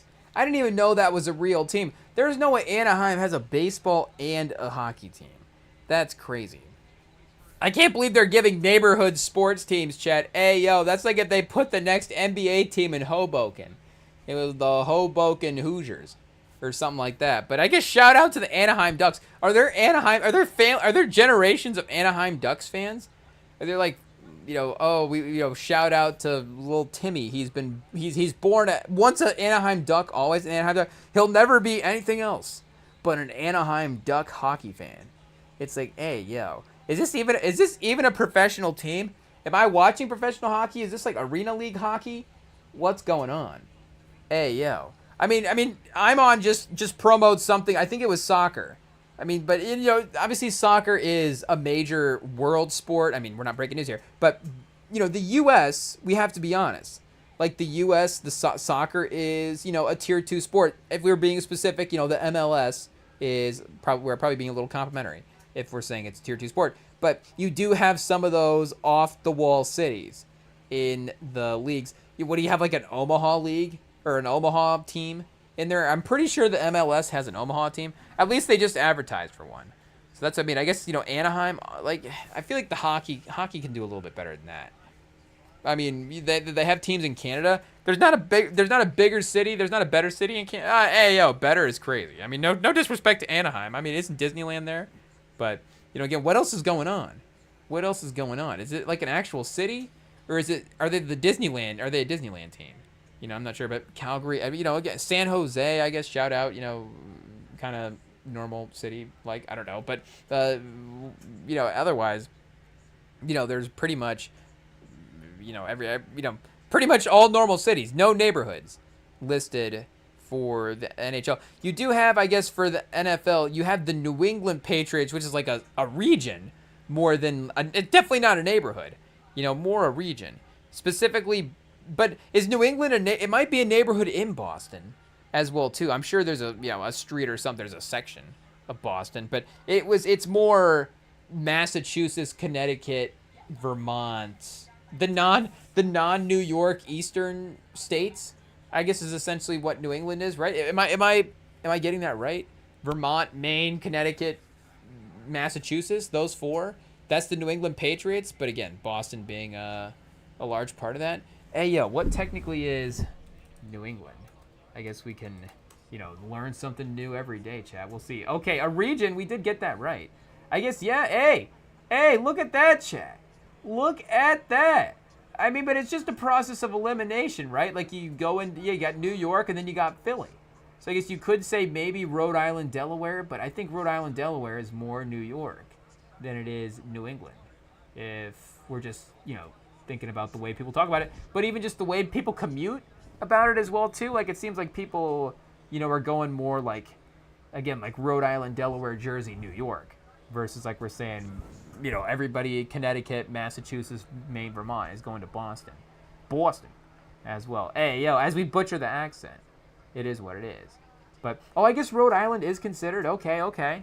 Rhode Island, everybody, not Delaware, but Rhode Island, I guess, is what we got. So Connecticut, Maine, Mass, Hampshire, Rhode Island, and Vermont is bordered by New York and New Brunswick. Yeah, we can't have the New Brunswick Ducks. Hey, yo.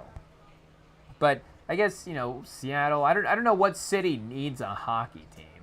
That's the problem. Seattle's got the Kraken, right? Yeah, they've got the Kraken. Portland? Does Portland have a hockey team?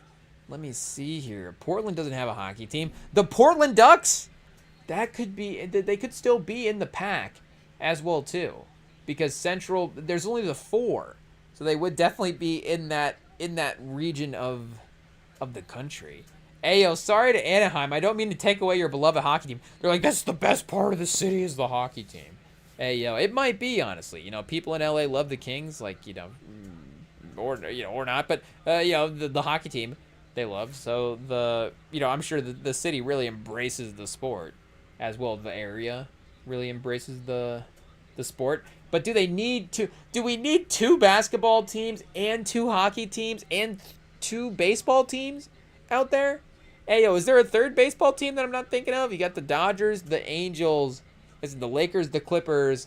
I guess we have the Chargers and the Rams. We have 2 football teams. We just have too many teams in the LA area. It is what it is. I get it is one of the major areas, but it's not it's like literally one of the major, I guess it is also a major. We're basically sounding like we're, on the other side of those GNX lyrics now. But from a sports fandom standpoint, like it doesn't seem like it is like, outside of the Dodgers, right? The Dodgers are the one and the Lakers. I guess, they had their couple. But the Rams, the Ducks, the Angels, the Clippers, most of them, the Chargers, most of them are on the outs. It is what it is. It really is just the Lakers and the Dodgers that are kind of the teams. And the people can embrace the Rams because it's football as well too. Again, if the Rams leave, people are going to be upset that like professional football left. I guess, the Chargers now solely occupy SoFi or something like that. If the Chargers leave LA, people are going to be like, good for them, honestly. They need the upgrade. But if the Rams left LA, people would be bummed that football left. Again, they wouldn't necessarily be bummed that the Rams left, if that makes sense. Again, I think they would be a little, like, there is some connection to the franchise. Maybe, is developing more over time as well. But, like, the Lakers literally can't leave as well. Just from an NBA standpoint, they can't leave. But also, the city just wouldn't let the Lakers leave. The city wouldn't let the Dodgers leave. So, they have their teams. Do they need the Anaheim Ducks? Hey, yo.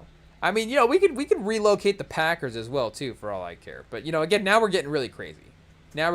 Sorry, I guess, Titletown. I feel like Green Bay's economy is built around the Packers. We can't just destroy an American city.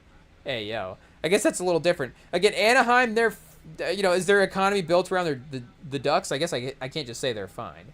But, Ohtani had to go. Hey, yo, in baseball, Ohtani had to go. So I can't imagine, like, they're harboring a hockey superstar that we, don't know about. I guess MLB, I'm trying to find soccer. I'm thinking MLS is what I was hoping to look for there. Wait, we don't have an MLS page on ESPN here. Hey, yo, reorder? What are we doing? Oh, chat. Hey, yo.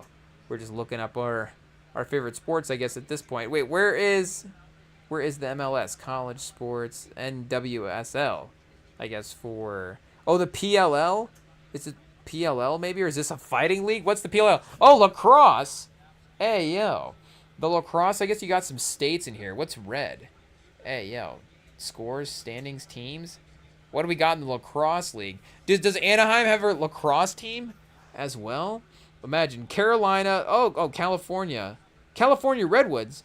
Carolina, Denver, New York, Boston, Maryland, Philly, Utah. Okay, it's, pretty basic areas there for sure. You know, according to unless you're going for the non-basic eras in the United States, but they are in the basic areas. I guess we only had the NWSL teams, not only, but I'm just saying we were looking for the MLS first. Maybe we shouldn't have been, but we were, and we'll look at the WNSL, I guess, as well here too. So to get a look at the teams, what cities do we got, chat?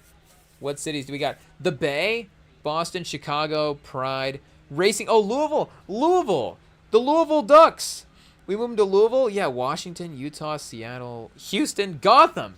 Whoa, Gotham FC. Hey, yo, this might be one of our new favorite sports teams right here. They know how to get people interested. Call themselves Gotham FC. I mean, there's some good logos here. San Diego Wave FC is pretty good, as well too. Orlando Pride. Is the NWSL the #1 logo sport right now? You do have some of that NBA level redundancy here, where we've got 1, 2, 3, at least 4, 5 circle heavy logos, and then there is like a real shield push here as well too. Pause. We got 1, 2, 3, 4, 5, 6, 7, 8, 9, 10. We have 10 shield logos, and then I guess 1 like diamond, hexagon, octagon. Is this an octagon? 1, 2, 3, 4, 5. Hexagon. Hexagon's 5 sides or 10 sides. Hey yo. I guess let me see what we got. 6 sides. Hey, hexagon. Let me see here. Sorry, your boy's math is gone. Hey yo. Oh, chat. We tried. Hexagon is 6 sides, 6 angles. I guess did we just count it up wrong there, chat? Hey yo. But yeah, we got the hexagon. We got 1 hexagon for the Houston Dash. Otherwise, and then like a circle lion situation, a half circle for the Utah Royals. So that was like what, 7.5, 8.5 circles then for them. I guess the Washington Spirit is a shield, but it does have like a little bit of a ribbon situation. Kind of looks like it's wrapped around it there, so at least breaking up the silhouette a little bit. But the Spurs, hey yo, have regained a little bit of the lead here at the 4-minute mark of the second quarter. Speaking of, they are, I guess, up by 5. I guess we're projecting this McDaniel's second free throw here, 38-43. Okay, 43-39. As Harper brings it up the court here. Let's see. Oh, chat, quick possession. Hey, yo, no shot. As well, Edwards immediately brings it back up after the turnover. Oh, and Naz Reid just clobbers Luke Cornett with a forearm. I'm not sure what just happened there, but he just crumpled Luke Cornett to the ground with something on the drive. And it worked because Luke Cornett got the offensive foul. So the Spurs will be getting the ball back. Let's see if we can get a replay here. Definitely. Oh, chat. Hey, yo, hide the tape. Hide the tape. Luke Cornett's flopping. Hey, yo. It is what it is. Somebody don't tell him. Somebody don't call the league office on that one. Luke Cornett's not going to get fined for taking out Magic City Night, but he will get fined for probably this flop on Naz Reid. Oh, they're going to the review, chat. Hey, yo. They are going to the review. So we will, I guess, see what happens on the overturn there. Do you get a flagrant or something? Or is that like a one-shot free throw and then back to Minnesota? I'm not exactly certain. Hey, yo, wait a second. Whoa. Ah. Whoa, chat. Hey, yo. We're just settling in. We're just locking in. That's all. Halftime quickly approaching. Just waiting for, who is it? Steve Nash and Dirk on this halftime. And Haslam as well, too. Actually, chat, we named everybody but Taylor Rooks. Hey, yo. What's wrong with us? What's wrong with us? We're just being professional. That's all. That's all. We're just playing hard to get, chat. Hey, yo. See, everybody else would say they're excited for Taylor Rooks, but see, we're big Dirk fans. Hey, yo. Steve Nash. Actually, I don't want my picture with Taylor Rooks. That's right. That's the move, chat? That'll earn the respect right there. Should be like, who's this guy that doesn't want to take a picture? I mean, we're not saying we're playing into that, but hey, yo. Hey, yo. What are we saying, chat? I don't know. We'll have to report back and see if it works. It is what it is. Taylor Rooks, don't slide in our DMs. We actually don't want you to slide in our DMs. Not at all. Actually, we hope it doesn't happen. Hey, yo. So we'll see if that works, chat. Hey, yo, we'll report back on the DMs a little bit later. Do we just have to have a live feed of our DMs right now, waiting for the Taylor Rooks DM to pop up? Hey, yo. We'll see what happens. Tune into the REMINGTOM Instagram to see if you can get a live feed of the story. A story of the story. A story of the DMs. We'll see what happens there. But, hey, yo, settling back in chat. Whoa. Hey, yo. You know what we need, chat, to get us in the mood? Hey, yo. We need a little music because we do have a new album release. Drake, not yet. Not yet. But speaking of Canada, hey, yo, stumbling into this one. We do have a new Chris Brown album. IT says 27 songs, an hour 32. So, oh, chat, but there's a tank feature. There is a tank feature. I did not see that beforehand. I did see Glorilla, and he's got Bryson Tiller, of course. It Depends is on this album as well too. But also Tank later on. I guess we'll just have to sit. He's got Tank as the last feature. Is this album ordered in like an algorithmic way? Do they know? Like if we were bumping Youngboy Never Broke Again, that should be the thing, chat. That should be the next. That's the next. Hey, yo, I didn't mean to just break open the game right there. But that's the next development, right? Is the album itself, the algorithm orders the actual album itself for you. So it knows. It's like, oh, well, I guess how would you, what's the way to do it? It's like maybe it knows my album listening habits as well too. So it's like, well, he tends to sit through an album, so let's put those better features later. So in that way, when he's sitting through it, that end run starts to heat up a little bit. Maybe the guys he's just listening to, again, maybe it moves the young boy feature a little bit later. Here, let's start it up. Versus, again, like obviously the Bryson Tiller song is a great song, and Bryson Tiller does have his, iconic songs as well too. This is Leave Me Alone, Chris Brown. The album itself. Oh, I just skipped to the past. Hey yo, I guess it's called present. Hey yo, but I skipped back. That's why I said past. I skipped backwards in the track list to the last song, and the last song is called present. So that made me say I skipped to the past. Hey yo, I'm not exactly sure what just happened there, but either way, like, again, like I might not always listen to Bryson Tiller that much on my own. So maybe it knows, Bryson Tiller first, but this is actually kind of a perfect order. I think maybe it's doing that anyways, or just, works out like that. But, it's like, okay, get that Bryson Tiller track in there first, but Leon Thomas next, or would it go Leon Thomas later? Because, like, that Leon Thomas is more in your rotation than, like, Friday. So maybe in my version of the album, it switches them around.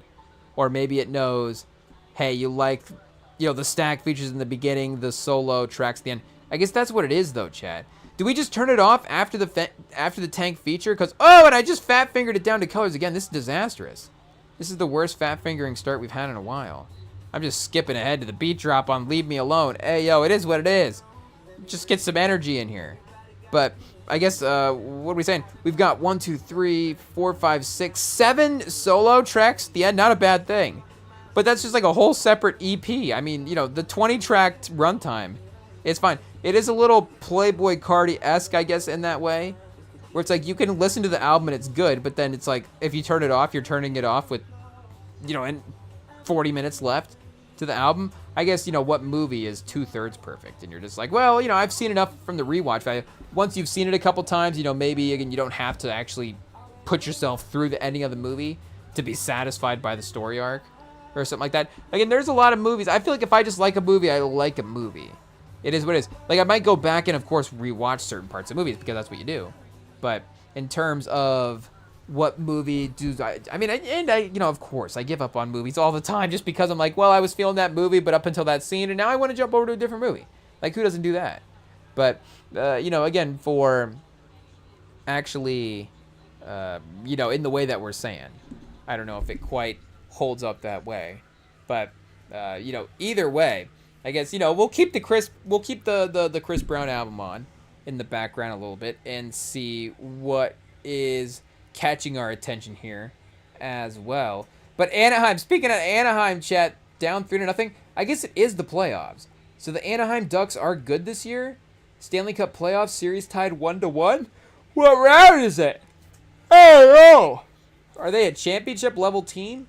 We don't even know the seedings here. We need the seedings on the scorecard for the team. So let us know what the matchup is looking like here, or we can just of course look it up as well too. Hey yo, but for the series anyways, like we said, tied 1-1. I guess, does it say on the court? You think they'd have it on the court as well, but nope, just a no bowl ad Fasten now as well too. Hey yo. But the sort of upbeat dance vibes, of course, from a Chris Brown song are definitely here early on as well too. And going with the self-titled name. Hey yo. Has not gone that route yet, I don't think, in his career.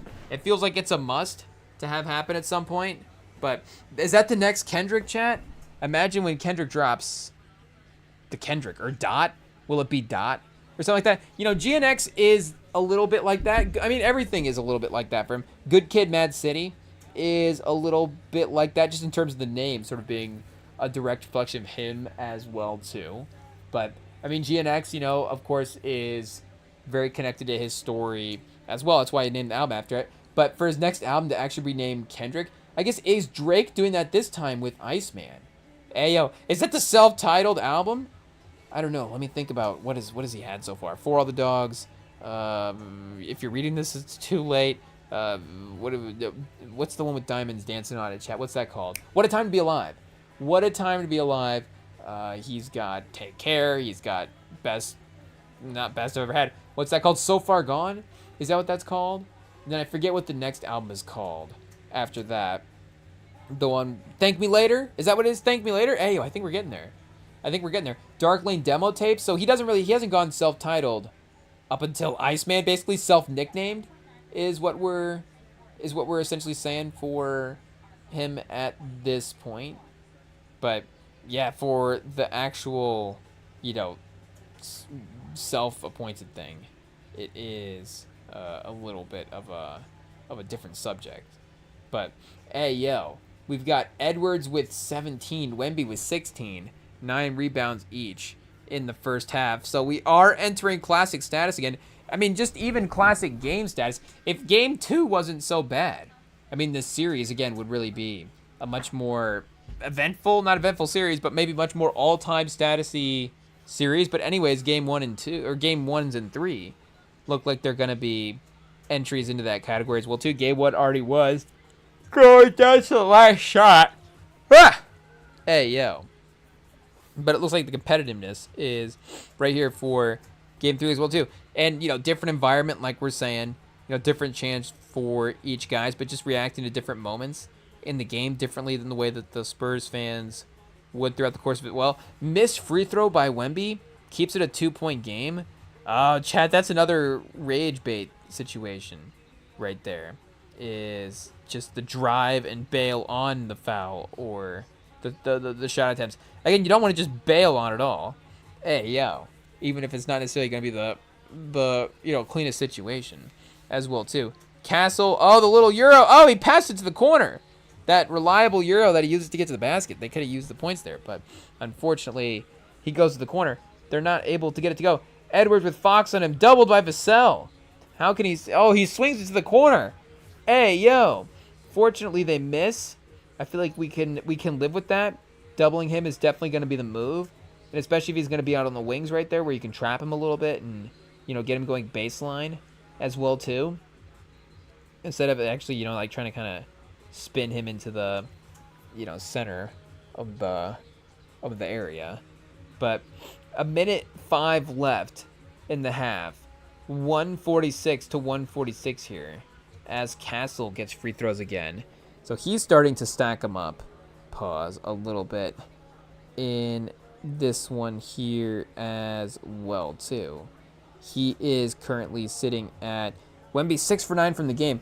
Castle, I guess his first free throw, so he's just been attacking 2 for 6 from the field here. Oh, that's 3-pointers, I guess, is what I'm saying. They don't really have that here. I guess, hey, yo, it's right in front of us, so we can just look it up here. Sometimes I forget, Chad. Sometimes I forget that you can pause, move the screen around.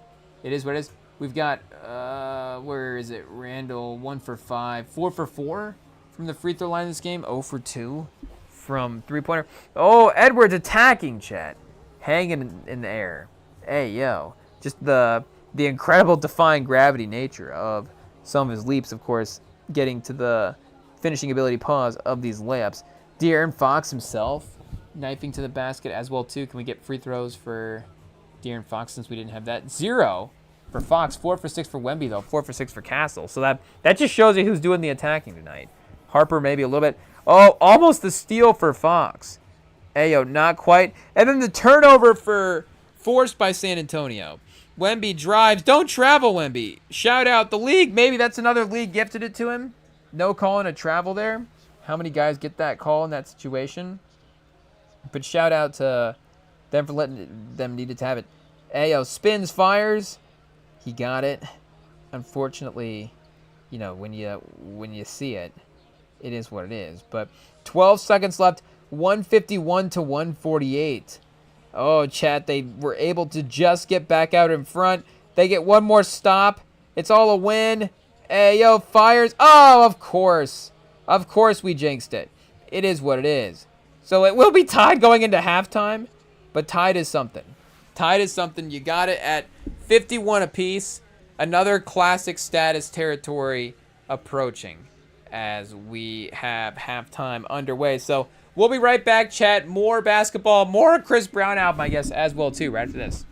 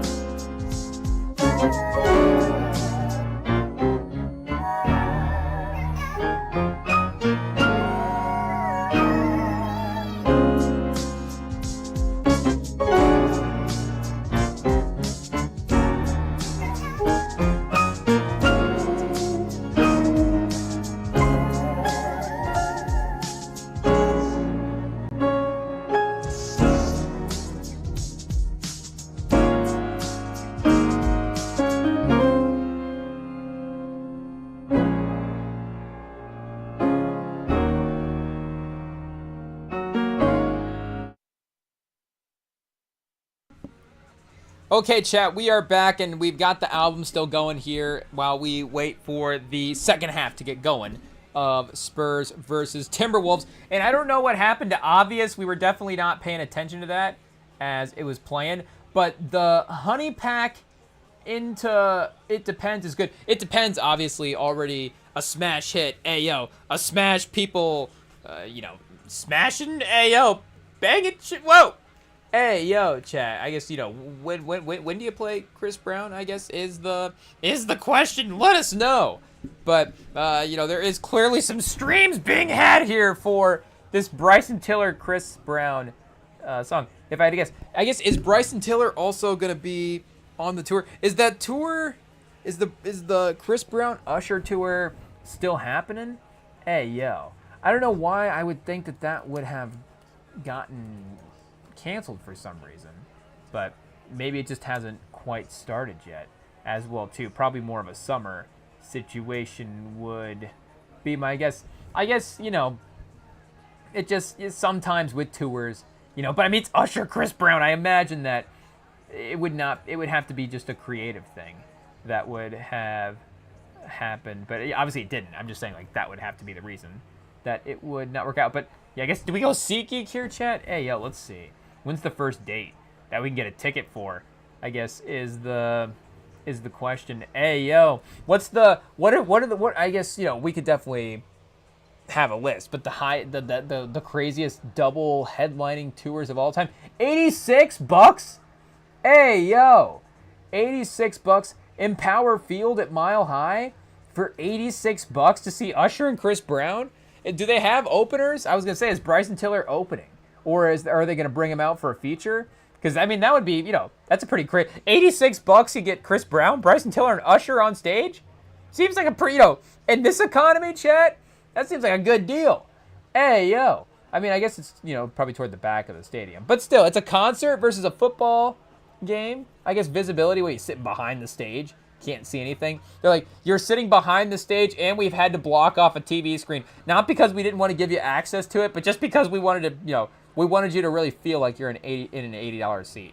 So, like, behind the stage with no TV has to be the situation here. There is like a little stage, 2 tickets, chat. Hey, yo, obviously. But do you go see Usher, Chris Brown by yourself? I don't know. But okay, what do we got? I guess this is in Denver. This is for night one. $1,000 for Pit A is what we're looking for. $1,700 courtside Usher, Chris Brown for $1,700.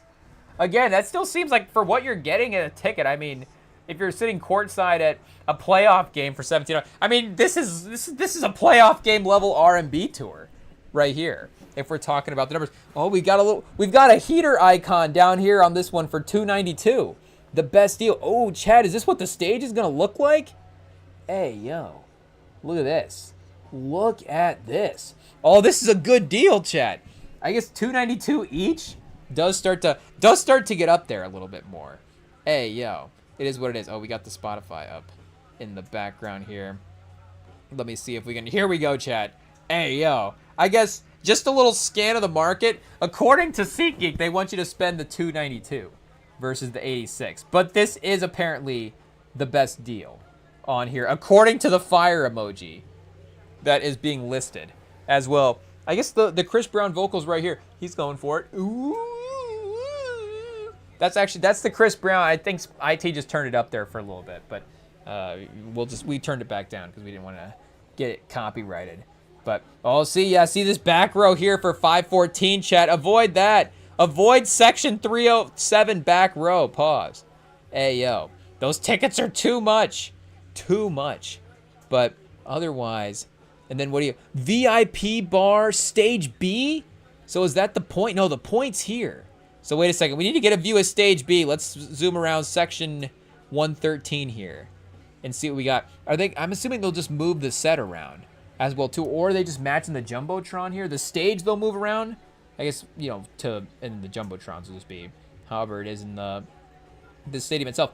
But will they eventually move over here to stage B then and perform over here at some point? And then you got the bar around here as well too. Oh, is this like, are these tables? Hey, yo, you've got a table and chair set up as well too. And then maybe like a, I guess, dance floor over here area where people can hang out, maybe. I don't know. But, hey, yo, obviously that would be the goal, to get to the bar. But, you know, hey, yo, we'll have to see what is possible. I guess you can get a view of it from there, but you can't actually get in. I don't know if you can buy these tickets on SeatGeek or not. Oh, you can to the tables? Can you buy a table ticket for $1,700? Is that what we're looking for? Let's get at this look around 360 here and see what we have got going for night one here for this. Okay, yeah, this is a table, chat. Hey, yo, we can get a table for $1,700 a piece. Hey, yo, look at this. And then I guess, is the bar just open seating at that point? Or are the bar tickets already sold out? I'm assuming that they're selling each individual bar stool, right? There's no way that $1,700 gets me a chair at the table and at the bar. I might be able to wander over to the bar and get a drink, but I don't know if I can sit down at somebody's $2,000 bar stool. I think there's gonna be a bar fight at the Chris Brown Usher concert, chat, because we took somebody's stool. Hey, yo, whoa, pause. It is what it is. But you know, again, for this table here, hey, yo, I guess could we spend $1,700 a person at like some Michelin star restaurant? I don't know. We could probably get there. So would you rather do that or go to the? But you're gonna have to. Is food included? VIP table 3. What do we get with VIP table 3? You know, hey, yo. yeah. I guess you know. We could have a list of questions, but either way, for food, I guess if we get to we'll skip to the food section. And see, do we have wings? Hey, yo, I guess we'll see. Maybe we have to pick a different city. I guess the Denver, Colorado wings. Denver might be a wings city. We'll have to see. But I think there's a couple other ones we could definitely think of beforehand as well too. Okay, we've got more. Where did the phone go, chat? Hey, yo, here we go. We got where did the music controller? Hey, yo, is the better way to phrase it. What do we got here? Oh, we kind of skipped past the Leon Thomas feature on the last one, but that did seem like a good track.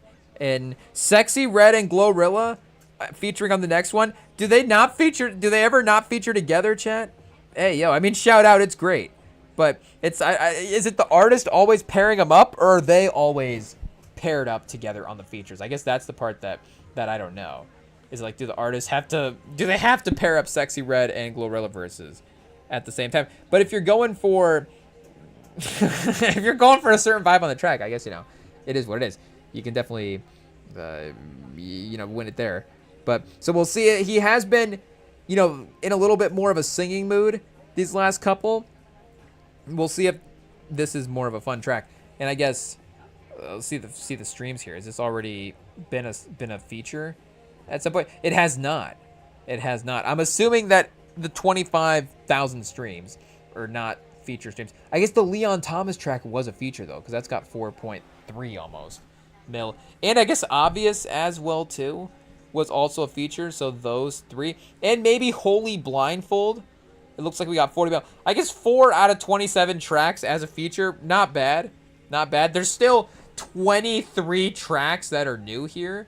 So we'll see how many. Will a team get into the bonus before Chris Brown's album is over? Is essentially the question. We're not even back from the half yet. So, you know, we'll see how far into the third quarter it goes before the runtime ends up here. But, you know, shout out. You love to see the ambition in, you know, returning for 2026. Obviously, the bar is high for music projects in 2026. And did I say already it did look a little bit like Music, the album, Playboi Carti album, the way it was structured here, the features kind of front-loading the first 2/3 and then a little bit of run of solo tracks at the end. Okay, yeah, see the tempo definitely changed here for this one. Volume up, chat. Hey, yo. Maybe something to play with the car windows down? I'm not sure. The other ones, you have to play those with the car windows up? I don't know, cracked open? Hey, yo. Either way, I guess, you know, maybe it's just the whole album. I don't know what we're saying here. But, okay, what do we got? We got ad-libs, or we going to get a verse from the artist? Do we have to mute to lock in here real quick? We don't want to get copyrighted. We'll be right back.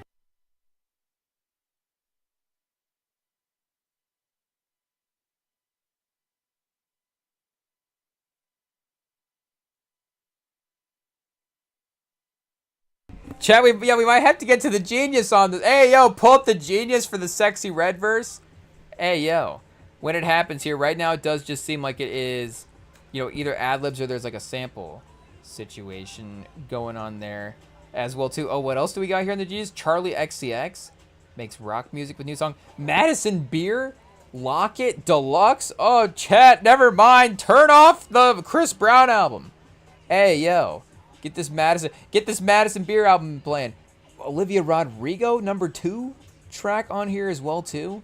Hey, yo, chat, we're just way behind in the new music. It is what it is. Hey, we're just got all these new drops that we need to get into the playlist. Do we have some kind of beat switch going on? Hey, yo. Hey, yo. Okay. I mean, you know, the energy of this track is definitely winning. That's for sure. I mean, I feel like, you know, again, we haven't necessarily leaned into the verses so far in this. It is, you know, as probably you would expect. But let's see. Call your name. Let's see what we got here. I guess, is it already popular enough to be one of the first ones searched? Apparently not. Apparently we have to go deep in the weeds here. Chris Brown. Let's see what's going on. Hey, yo. They just don't have the album on Genius. Oh, no. Here we go. We scrolled down a little too far this time. Looking for it. Okay, verse 2, Sexy Red and Glorilla. Okay, yeah, so on the chorus, what do we got? You know you can call me whenever, Big Daddy. Okay, that's Sexy's contribution to the chorus. And a couple of O's in there as well too. It's your favorite rapper, but you knew that he's screaming my name. I know this cool hit. Hey, yo, I'm his favorite. He check every box. And I check all of his. We a perfect match, baby. Yeah, yeah, you my little. I'll split up. Whoa, anytime we get together, he gonna do it big. Say my name. Hey, yeah, I'm trying to have your kids. Chat. Hey, yo, Sexy Red and Glorilla know how to show up to a Chris Brown verse. I guess, are they singing to Chris Brown? I'm not sure, or rapping to Chris Brown. Rapper, locked up. Chat, we're having a hard time keeping it family friendly with the Sexy Red Glorilla lyrics. Hey, yo, who would have guessed? Hey, yo, where's Glorilla's contribution here? I'm trying to read between the italics and the normal font on the Genius. It seems like it was, that's mostly a Sexy Red verse there. Verse 2. It seems like Glorilla on some ad-libs and, you know, kind of coming in at the end there. Pause. For introducing next. Verse 3, yeah, here we go. This is Glorilla's verse. I ain't nothing like these hoes. They with high as mileage. I'm a real boy. Hey, okay, we might have to run a couple of practice runs on this verse before we go public with it. Hey, yo, going kiss her.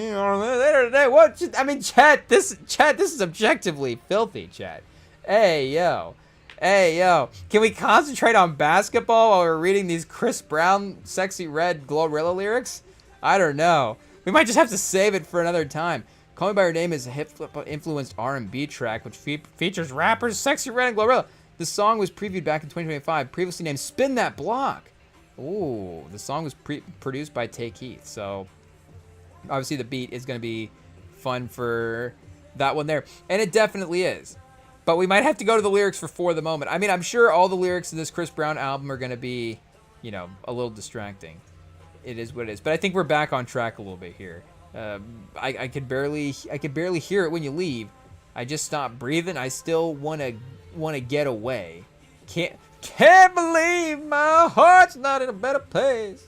I guess I don't really know. We didn't get the cadence on that initial part, but just a guess here. And what do we got? Like a pre-chorus chorus situation again. Some of the high note vocal performances have definitely been good to start the album. He's definitely been going crazy here. I mixed drugs in the club with alcohol. She was throwing down on the pole. Private dancer, I won't tell so.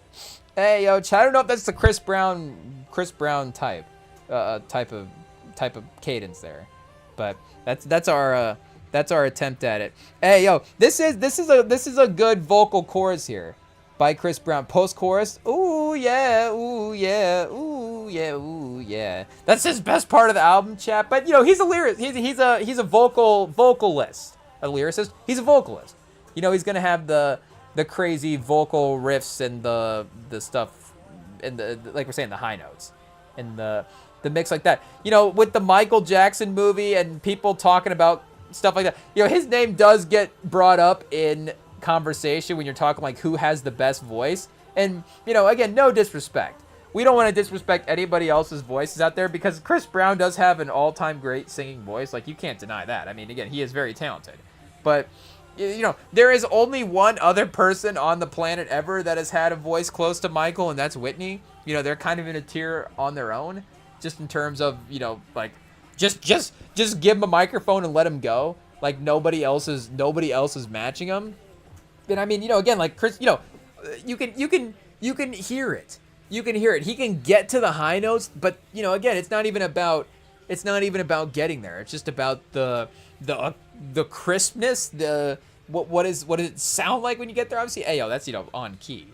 But again, just nobody's able to have the vocal ability like Michael Jackson did. It is what it is. But regardless, Chris Brown is a very talented, like we're saying, singer in his own. We sound like we're dissing him. We're not.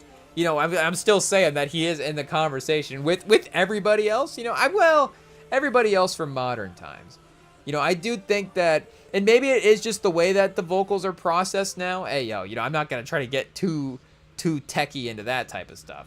But I mean, just listening to it, it is what it is. Like again, it's not just that the vocals are processed now more. Maybe it's just that they have the ability to be more, and they didn't have that back then. So it's like, when you do have a good voice, you are just hearing it more naturally. But some of the voices, back in the day, you don't get better than that. I mean, obviously, Pendergrass, Vandross. I mean, Barry White, chat. I mean, who has a better voice than Barry White? I guess, like we just said, Michael Jackson and Whitney. But number 3, Barry White. I mean, we're making our list right now. Barry White might be number 3. And again, it's definitely a different lane, but there's a pureness and an authenticity in some of the voices back then that just doesn't seem. Well, I mean, you do get it. I'm again, probably listen to more hip hop than I do R&B, so it is probably not as much of like a vocal performance, focused genre as well. But regardless, hearing some of the more mainstream, bigger names that are going to be in that conversation. There are, and hot take, maybe it is the way that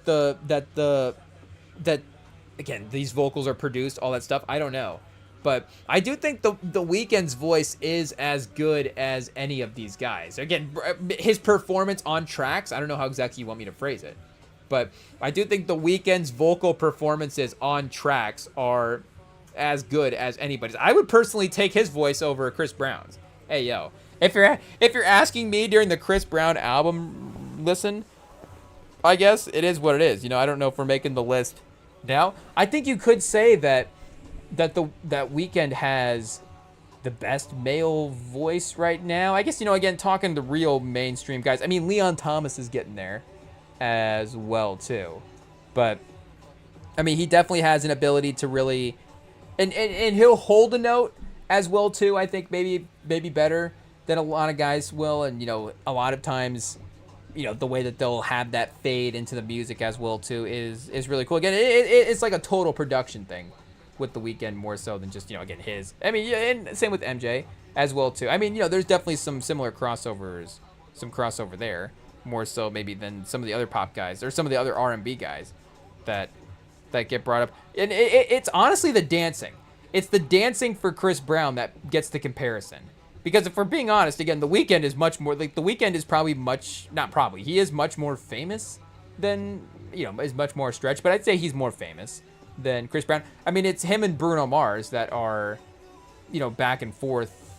And, Lady Gaga, Billie Eilish, there's obviously some other ones, but, him and Bruno Mars a lot of the times are the ones battling for that top spot on Spotify there. So he is definitely, in terms of, I think, numbers and vocal ability and musical production as well too. Again, like Chris Brown is, again, like listen to the lyrics and listen to the songs and people, there is like a push to bring the yearning back. Hey, yo, people want to see more yearning from the guys. I guess 2026, the summer of yearning, I guess is what's going to happen. But Chris Brown, there's like a yearning to like, and MJ did definitely have some of that as well. But again, it's more like dance pop. I don't, Chris Brown can get there with some of his projects, but he also will stay in like an R&B lane a lot of the times. Whereas I think The Weeknd is actually going into some of those, dance pop type of genres more so. And like I'm saying, maybe slightly better vocalist as well too. And just, some of the mystique world building tools as an artist that The Weeknd has, maybe compared to, again, maybe what Chris Brown has had in the past, is definitely comparison there. So, hey, shout out to Chris Brown. But I would say that he would be the number 2 MJ impersonator behind The Weeknd at this point. I don't know, dude. People like say like The Weeknd's more like Prince or something like that. A Prince of, or did Timberlake get like a? Who are people comparing Timberlake to? I mean, it could just become one of those things as well too. That like everybody's gonna get compared to the top guys, so everybody's just gonna get compared to MJ. It is what it is. And again, Timberlake was another one. The dancing, he had sort of the dancing and the vocals as well too, the high pitched vocals. But hey, to say Timberlake's like on any sort of plane with MJ is crazy. And maybe again, sort of the dance pop vibes versus like strict, bedroom, sexy time R&B. Hey, I guess Timberlake's definitely both. Timberlake's both, and maybe it's more like, Timberlake's more like sexy time dance pop. Versus maybe MJ. I mean, yeah, MJ definitely there, for sure. But obviously, more like also like barbecue backyard pop as well too sometimes with some of it. And I'm sure you could find your Timberlake songs that you're throwing on in the the backyard hangout. But maybe Timberlake is more like club vibe, and again maybe different type of setting. But I don't know. To me, we're not necessarily in MJ territory at this point. Chad, I hate to ask the GPT about this one, but we may have to see what an online consensus-ish list looks like. Let me see. Can it rank the top 10 artists that are closest to MJ? Is that how you want to phrase it? Closest to MJ. I guess not like, closest to MJ. Chat, we can't spell. It is what it is. We rank the top 10 artists that are closest to MJ. I guess again, it could be style, performance, whatever, but we'll just keep it vague like that and see what the list generates here as well. And if it does go history, that is going to be a little bit broader. It's saying, okay, Prince number 1.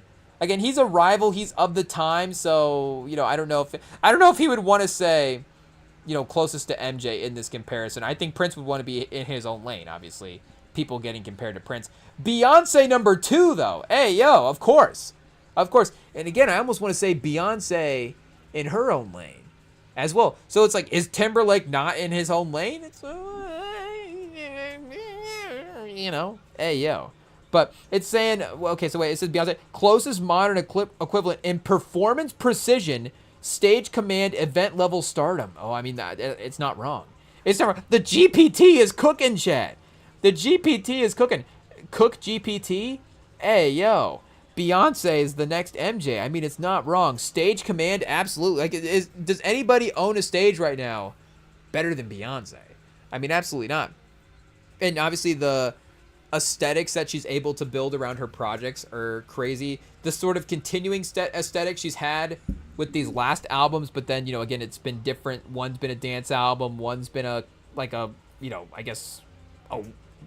Western country album. Again, it's not a country album, but it is a country album, but it's not a country album. And I'm not saying it's not a country album disrespectfully, but for the better, it's not a country album, but it's got, Western, and again, it's not really even Western. I don't know what the more appropriate term for it, but it is Western, but again, obviously not the whitewashed Western that sometimes we think about, but for again, it is a Western influenced album as well too. If I'm thinking about, just kind of what that music sounds like. But again, obviously, very, very equivalent there as well too. And like if we're talking just the numbers as well, absolutely one of the biggest artists in the world. But it's saying Usher number 3, probably the most direct stylistic descendant, dance heavy, polished R&B, huge performers, smaller cultural footprint than MJ, obviously. Yeah, obviously everybody. But Bruno Mars number 4 over Chris Brown as well too. Chris Brown number 5, Janet Jackson number 6. Hey yo, the Jackson family member is, I guess, the 6th closest, is behind 5 other people in terms of the closest. And again, obviously their own, in Janet Jackson really in her own lane as well too, not being compared to MJ. But if we're comparing everybody to MJ, then maybe actually the closest one is Janet Jackson as well. But it said Bruno Mars, this dude studied the MJ blueprint like it was game film, showmanship, live vocals, danceability, pop, craftsmanship. But again, I just think Bruno Mars's music is different. Bruno Mars's music, I don't know if he has the same level of dance pop hits the same way that, he does have those songs with Uptown Funk and with some of the songs in the 24 Karat. I guess it's another thing for his projects that they've been able to sonically go a little bit of a different direction every time as well too. And I guess in another way, it is a credit to MJ that MJ was a little bit more consistent in dropping music, I would say, maybe. I don't, if obviously if we're including Jackson 5 era as well too.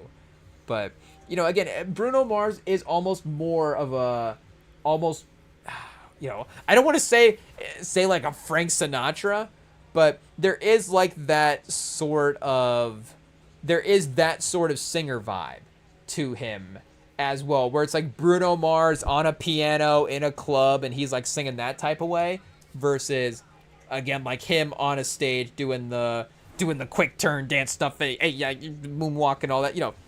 Again, like Usher can get on the piano and charm as well too. But again, I'm seeing Usher more, dance, take the shirt off, he's waving to the crowd, all the different stuff like that. Again, obviously Chris Brown as well too. It says Chris Brown number 5, pure talent wise, he's extremely close. Again, that's where we're getting upset right there. That's where we're getting upset, is because I guess the Kobe MJ thing is interesting, because was Kobe, how much worse was Kobe than MJ? And again, the cultural impact is it is what it is. Kobe's just closer to Michael Jordan than anybody is to, Michael Jackson in the artistry field as well too. So again, we don't really have that sort of combo to compare it to. But, for somebody to be that much better talent-wise, I guess what I'm thinking, has anybody been that much better at anybody than basketball? It's LeBron. Hey, yo. But, again, it's and again, I tread lightly here, but the basketball talent separation, peak Steph, peak LeBron, peak Durant, again, all those guys are obviously, a hot take, very, very talented. You just give LeBron, not just, but LeBron has the durability, the year-in factor, just, again, the injury durability that he has over Durant. But then, yes, Durant is that basketball talented guy, but regardless, LeBron was able to lock in for more playoff runs, I guess, to just put it simply. It is what it is. And that does reflect on the way the career plays out. LeBron has had a better career. Again, could Durant have had the career that LeBron had? Hey, yo. But definitely a close version of it, But, again, I don't think talent-wise anybody has been this separated from the list. It's got The Weeknd at 7. The GPT's got The Weeknd at 7. It's got Timberlake at 8 and Elvis Presley at 9. So I don't know, Elvis Presley was 50 years before Michael, not 50 years, I guess 10, right? Because, end of Elvis Presley into the beginning of Jackson 5. Is it one of those Aerosmith and Picasso were alive for 3 years together? Elvis Presley, the Jackson 5 performed across the street from Elvis Presley at one point or something like that. But, I guess for the most part, I don't think Elvis Presley was, I guess Elvis Presley was ripping off other people's style, but not specifically Michael Jackson's. Hey, yo. Make no mistake, Elvis Presley would have, if they were around. Imagine. Elvis Presley's it's a thriller of the night. That's just exactly what would have happened. Elvis Presley's up there doing the moonwalk, and it's oh, how did he think of this? Hey, yo, I can't believe Elvis Presley's such a genius. Imagine it's like, blame it on the boogie. I guess, can we get some AI? I mean, hey, yo, actually, we might need some AI Elvis Presley, Michael Jackson covers. Hey, yo. I hate to turn off the Chris Brown album, but well, not turn it off. I guess just a quick pause real quick. But we can still play it while I search for this. Oh, wait a second. Actually, I'm now all of a sudden I'm playing the Control verse. Hey, yo, what just happened? Was I listening to Control before this chat? I guess we were. I just went and opened up YouTube. But, okay, I did it again. Hey, yo. So let me close that video, play this Chris Brown album, and then, okay, go back to YouTube. And what was I looking up? Oh, wait a second. I went Elvis Presley Thriller cover. Hey, yo. Let's see what we got here. Can Elvis Presley, even after death, take, culturally appropriate music from people? We'll see. Nobody has actually done this yet, chat. We could be the first. Hey, yo. Hey, yo. We can continue the legacy of Elvis Presley. Oh, there is a playlist here of Elvis Presley AI covers. But apparently nobody's decided to AI cover Michael Jackson for Elvis Presley. Shaky, Call Me... I guess I don't really know what... yeah, I'm not as well versed on some of these songs. I don't know what they are. But, I mean, come on, Chad. Is this not a great idea? This is great. This is great. I wish I knew a quick way to cook up a quick AI Elvis Presley voice. Ew, I wish I could do a Elvis Presley impersonation. I need to, hear a video real quick. As I'm searching Elvis Presley AI covers, there's these shorts being suggested of this guy who is doing it looks like I was gonna say a heavy Elvis Presley, but I mean I guess Elvis Presley was rocking a lot of different looks throughout the course of his career, but this is definitely looks like an interesting rabbit hole to go down. This guy doing these Elvis Presley covers. Hey yo, so we'll get to work on this, chat. Hey yo, Elvis, what if there's that guy that makes those albums that's like, what if Kendrick made? I almost said, what if Kendrick made To Pimp a Butterfly? Hey yo, what a great music fan I am. What would that potentially sound like? But it's like, what if Kendrick made College Dropout? What if Jay-Z made 2014 Forest Hills Drive? Something along those lines. What if Elvis Presley made Bad? Hey yo, your butt is mine. I mean, do we have to look into it? Did Michael Jackson steal that from Elvis Presley? That might be an Elvis Presley lyric, honestly. That sounds like something Elvis would say. Your butt is mine. I guess, hey, yo. Now, for some reason, I can't remember any of the Michael Jackson lyrics when I'm doing the Elvis Presley voice. That's probably a good thing. Hey, yo. I'm being blocked from I just, for some, hey, yo, it's a good thing, I guess we can't, drag Elvis Presley's name along any more than this. But either way, I guess he kind of did it to himself, right, chat? He kind of did it to himself. What does it even say here about him? Different era, but in terms of, quote, global cultural earthquake and icon status, he's one of the... Honestly, as much as you hate to say it, Elvis might actually be one of the guys that is, close maybe in fame to where MJ got for... especially musicians. I don't know. I mean, if we rank, I feel like that's what the ranking is, though. If you rank the most famous musicians of all time, it's got to be MJ 1, Elvis 2. Let's see here. Most famous, Beethoven 3. I guess all time does really open it up to a whole different thing as well too. I guess technically the Book of Psalms is, is musical poetry. So, is the psalmist in there? Hey, yo, now we're real literature. We can't even speak about it, but we are literature scholars. Is that even the right way to say it? Literary, that's the word. Literary scholars, right? Hey, yo, I think we're that. I don't know. But, yeah, what's it say? Michael Jackson, the Beatles, and then Elvis, and then Madonna, Prince, Swift, Beyonce, Bob Marley, Whitney, Eminem, number 10. Frank Sinatra, Rihanna, Drake. After Iceman, will he go up or down? We'll have to see. Can Drake pass Frank Sinatra all time with Iceman, chat? Hey, yo. We didn't know that was going to be a potential question here, but I guess according to the GPT, that is on the list. Freddie Mercury, number 14, and then Stevie Wonder, number 15. So Mount Rushmore, MJ, Beatles, Presley, Madonna. on the Mount Rushmore. Hey, yo. Let's see what it says here. How high can can Drake move up the list? Oh, wait, did we spell up right? Nope.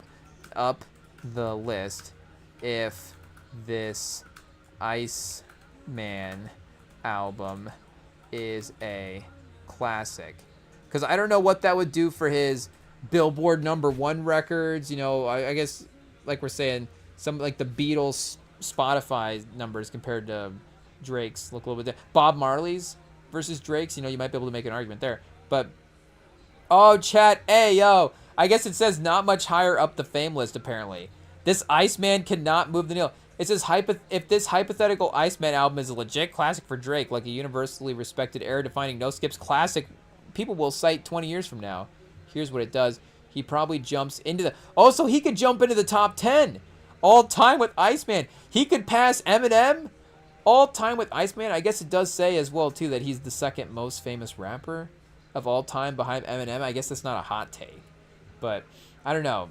The two representations of hip-hop music here, Eminem and Drake, I mean, yeah, shout out. Why not? But, you know, either way, this is a great, you know, slice of music otherwise, right? I mean, what lane of music is the Beatles technically? I don't really know, but are there going to be people that argue against it that like that lane of music? Again, there's a reason the Beatles are so popular. I don't know. So I feel like, you know, obviously Elvis Presley for the 50s, like, you know, grandma and grandpas all over the place are going to love Elvis Presley. So, you know, obviously he can stand for that generation. Madonna, you know, obviously perfect pop music as well too. Maybe again, the #1 pop, just perfect pop music person of all time. Prince as the MJ rival. You know, you're one or the other from that era. Taylor Swift for the modern times with Beyonce as well too. Bob Marley, you know, again, get some international influence. Whitney Houston, 90s. Eminem, hip hop. Frank Sinatra, again, 50s, 60s. Rihanna, more, you know, 2010s. And then what we got? Freddie Mercury's 70s. Stevie Wonder, 70s, 80s in there as well too. So, you know, again, obviously, if we're being biased, we would say, like, but I mean, I guess Hove, right? Like, you could say Jay-Z, and his fame level has, I think, continued to go up as his career has continued outside of music as well too.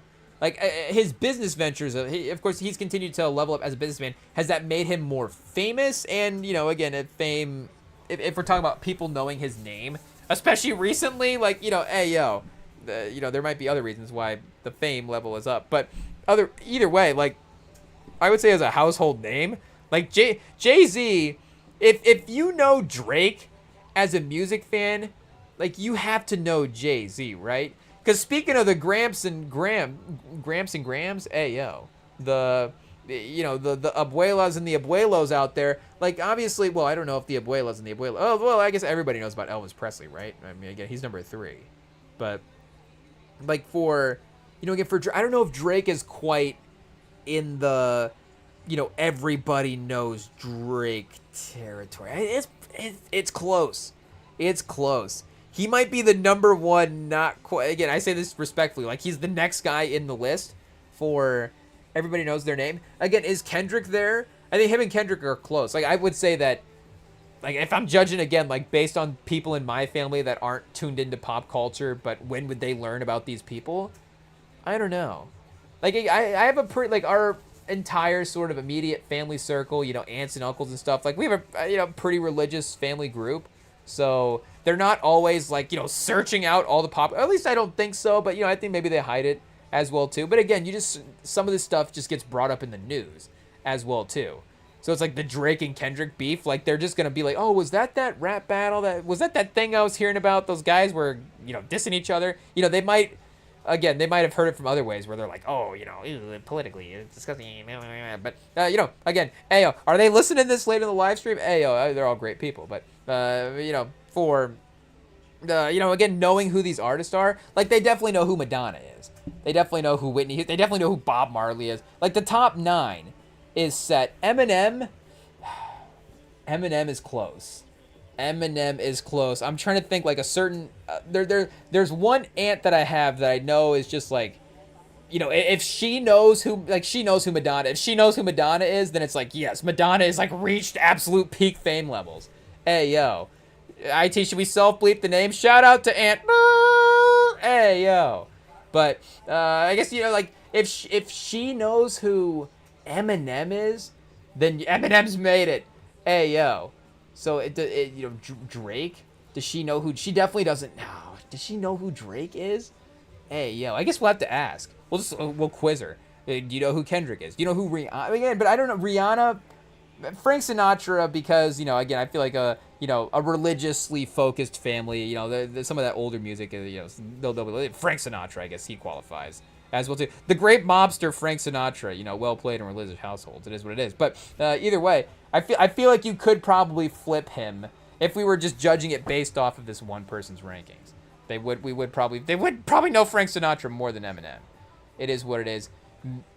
Stevie Wonder as well too, but again, we're going that's more just age, I think, as well. I don't know if they would know Stevie Wonder. I feel like everybody knows Stevie Wonder, right? Stevie Wonder does have to be higher on this list. Stevie Wonder's, with all due respect to Drake and Rihanna, again, if we're skewing younger with the people that we're asking, then yes, probably more people are going to know Rihanna than Stevie Wonder. But I don't know, the average music fan, I feel like the average music fan knows, because everybody in my, hey, let me brag about my friend group for a second. We all know who Stevie Wonder is. But I'm not saying that, everybody in my friend group is bumping Sir Duke once a week. But I'm just saying that they all know who Stevie Wonder is. You know who Stevie Wonder is? Yes. Like, easy. Asked and answered. But, does this person know who Tupac is? Like, Tupac and Big would be the other ones. Again, if we were just going to put them on the list to represent, we would obviously have them up there. Again, Nas. Jay-Z, would they know who Jay-Z is? Nas, they wouldn't know who Nas is. I don't think Nas has been the last 15 years or so, as, and maybe not, quite as mainstream, as some of the other guys as well too, not as like 100% mainstream, if I could say respectfully for Nas's career, but that would be close as well too. Maybe back in the 90s and 2010s is like the peak of his powers. He would have. I mean, obviously he rejuvenated sort of his music career with the King's Disease albums and the critical acclaim of that, but I don't think that like moved him into a different level of fame and was like, and again, I'm trying to say this respectfully, but I don't know if that was like a new generation sort of situation. I mean, I guess for me, like, I do really go back to those albums quite a bit. Like, almost, hot take, do I re-listen to the King's Disease trilogy more than the original trilogy that he dropped? I mean, again, what do you want me to do? Hit Boy wasn't on the original trilogy. Hey, yo, whoa, hot takes. But, either way, again, that's good music. It won Grammys, so I'm, not super hot takes. But, again, I guess what the fame rankings are different than the, who is the closest artistically in the full package, pause, to MJ.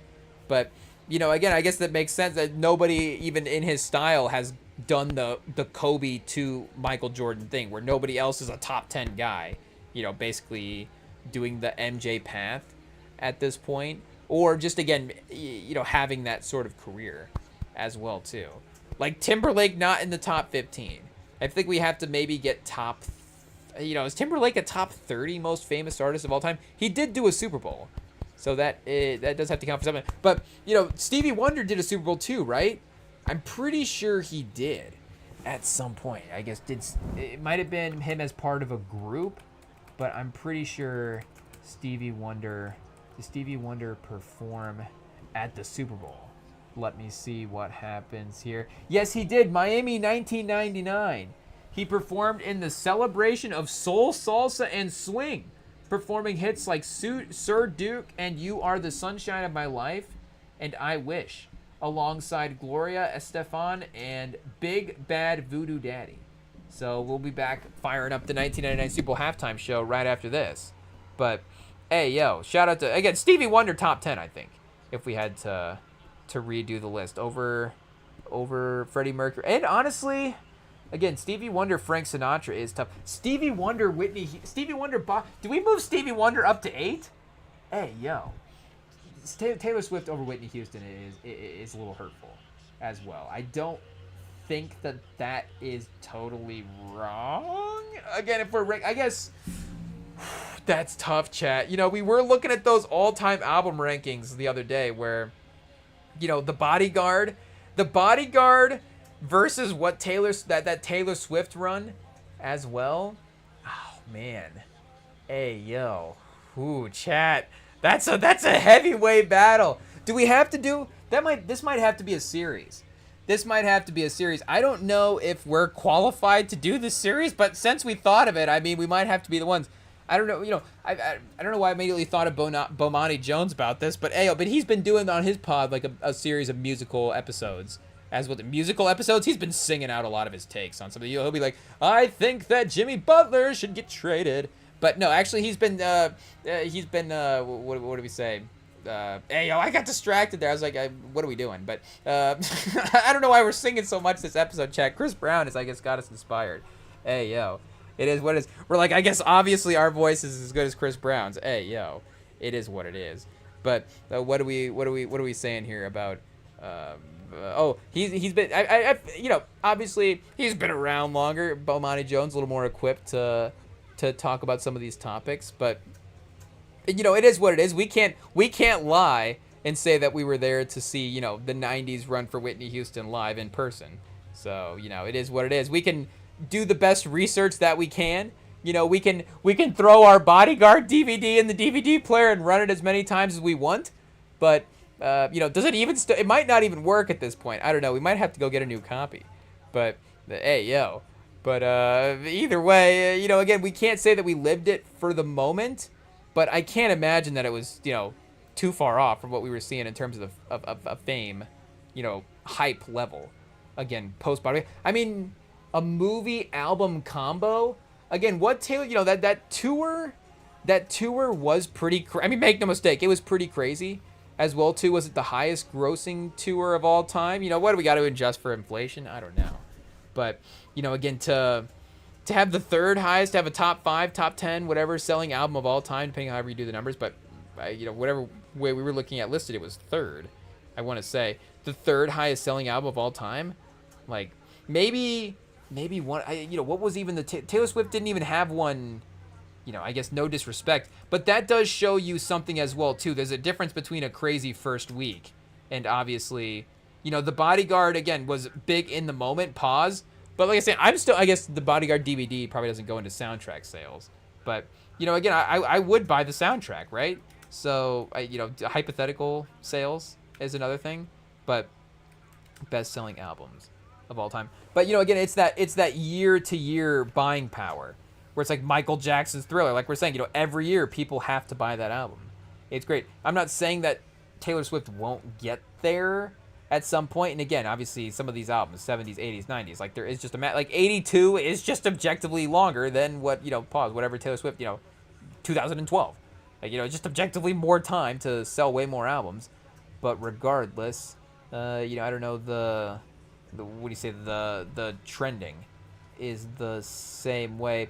As of right now, I'm not seeing Taylor Swift's name pop up. 20 million is the list that we got on here. I guess I should see what the newest album is. Oh, Adele from 2015. So Adele album, her third album, 25, the album title 25, her third album, is on this list right now at selling 24 million copies. So there are some 2000s, you know, some teens releases on here. Amy Winehouse 2006 Back to Black is the last one on here. So, you know, again, even tons of 2000s, of course. Let's see what we got. The most at 40 mil is 97. So, I mean, you know, that's going to be the way most. But we've got, I mean, maybe it's just Adele as well, too. I guess Adele probably does need to be on the top 10 fame list. Do we need to reconsider Taylor Swift's spot if she's not outselling Adele for her own era?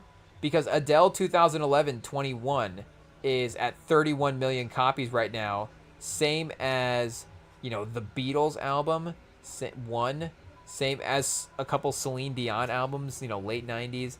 ABBA 92. Her album, we got Dangerous at 32 million units sold, 1991. Adele's album 21, 31 million claimed album sales. I guess we got two different ones. We got certified copies and claimed sales. But either way, certified copies, she's at 30.4. Bad is at, or Dangerous is at 17. So, she is outselling MJ in some of her own rights as well, too. Oh, Bad is at 21.5, 35. A little lower there. But what do we got? Bob Marley again as well, too. See, Bob Marley, I guess, making his name on the list, making his case there as well. Then, yeah, I guess 20. So it is Adele as the 120 teens artist that is, like, the major all-time seller at this point. But again, like, when did 1989 drop? Let's see here. 1989 studio 2014. So it could, in theory, be on the list here as well too. Like, we do have an album in this time range that could have that many sales. Let's see where are we at on the charts right now. I don't know if this is a live update, but still, what do we got? I guess that's just track or chart album positioning. Pause. 11 times platinum in Australia. Hey, yo. It's getting there, chat. It's getting there. So again, it's more of a time thing for Taylor Swift, but I guess as of right now, can Taylor Swift be over Whitney Houston if Whitney Houston has multiple albums that have, way outsold Taylor Swift? And just, I feel like did she have a more impact year? But I guess that'll be the battle, chat. Hey, yo. What do we got? Like 90s Whitney versus 2010s, but it would be 2020s Taylor, right? So it'd be 90s Whitney versus 2010s Adele versus 2020s Taylor Swift. So we need a 2000s artist in there to balance it out. Sierra? Hey, yo, I guess we'll have to see who makes... Oh, Beyonce. Hey, yo. But, Beyonce is, like, got that steady production in every decade so far, where it is 2000s, but some Destiny's Child. I mean, 90s, 2000s, 10s, and 20s. Hey, yo. Obviously crazy. So, I mean, I guess we could break down the fame rankings another time as well too. But since the MJ comparisons are on the mind with the what do you say, with the Chris Brown album playing, but fourth quarter here, chat. Hey, yo, do we have to lock in? 7-point game. Oh, chat, this is gonna be a battle. Okay, we got one more quick break, and then we'll be bonus content here on the Rim and Sam Pod. We've got the fourth quarter. I guess we might as well watch it. Since we are NBA journalists and we've made it this far in the live stream. We might as well watch this fourth quarter of the classic playoff Spurs win. Well, did we spoil the script? Hey, yo, I guess we'll see when we're back.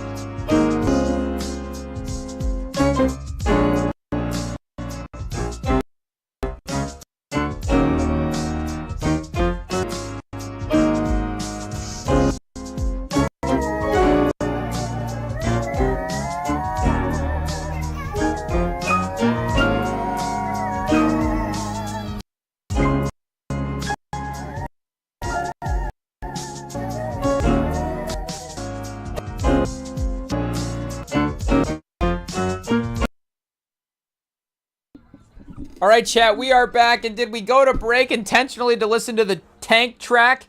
I think we might have, and I think it might be our favorite song on the album. It is what it is. And this is what we were saying earlier about, just that package about, the talent getting MJ. I mean, hey, and the voice rankings. I mean, even just both of the guys in the verses that we had recently, Tank and Tyrese, I think they both have better voices than Chris Brown. Hey, yo!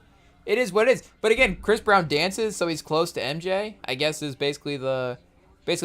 But again, MJ was the best dancer and the best singer. We don't have anybody that's the best dancer or who's the best dancer or the best singer right now. Nobody's a consensus either.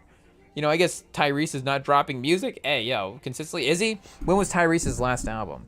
We'll have to see here. Because Tank, dropped some. I guess, and obviously their work as a group is recent enough as well, too. But, yeah, R&B Money, the album, dropped in 2022. Obviously, R&B Money, the pod, still is a weekly listen, for sure. But Tyrese's last album as a solo artist would have been 2020 Beautiful Pain. That's right. I forgot about Beautiful Pain in 2024, chat, because he did have a little bit of a break there where he dropped Black Rose in 2015, Open Invitation 2011, Alter Ego 06, but then he goes 11 and 15, and then he goes the 9 years before Beautiful Pain. I guess we'll be firing up Beautiful Pain tomorrow at the gym. Neither one of us, Tamir Braxton. Did we just cue this one up next? Followed by Unbelievable featuring Kenny G and Brian Dawkins. Oh no, Eric Dawkins. Hey yo.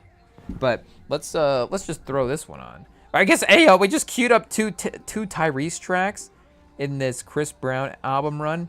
It is what it is. But we still got like 5 tracks left, and I mean even more than that. 1, 2, 3, 4, 5. So we still got the whole solo run left, essentially.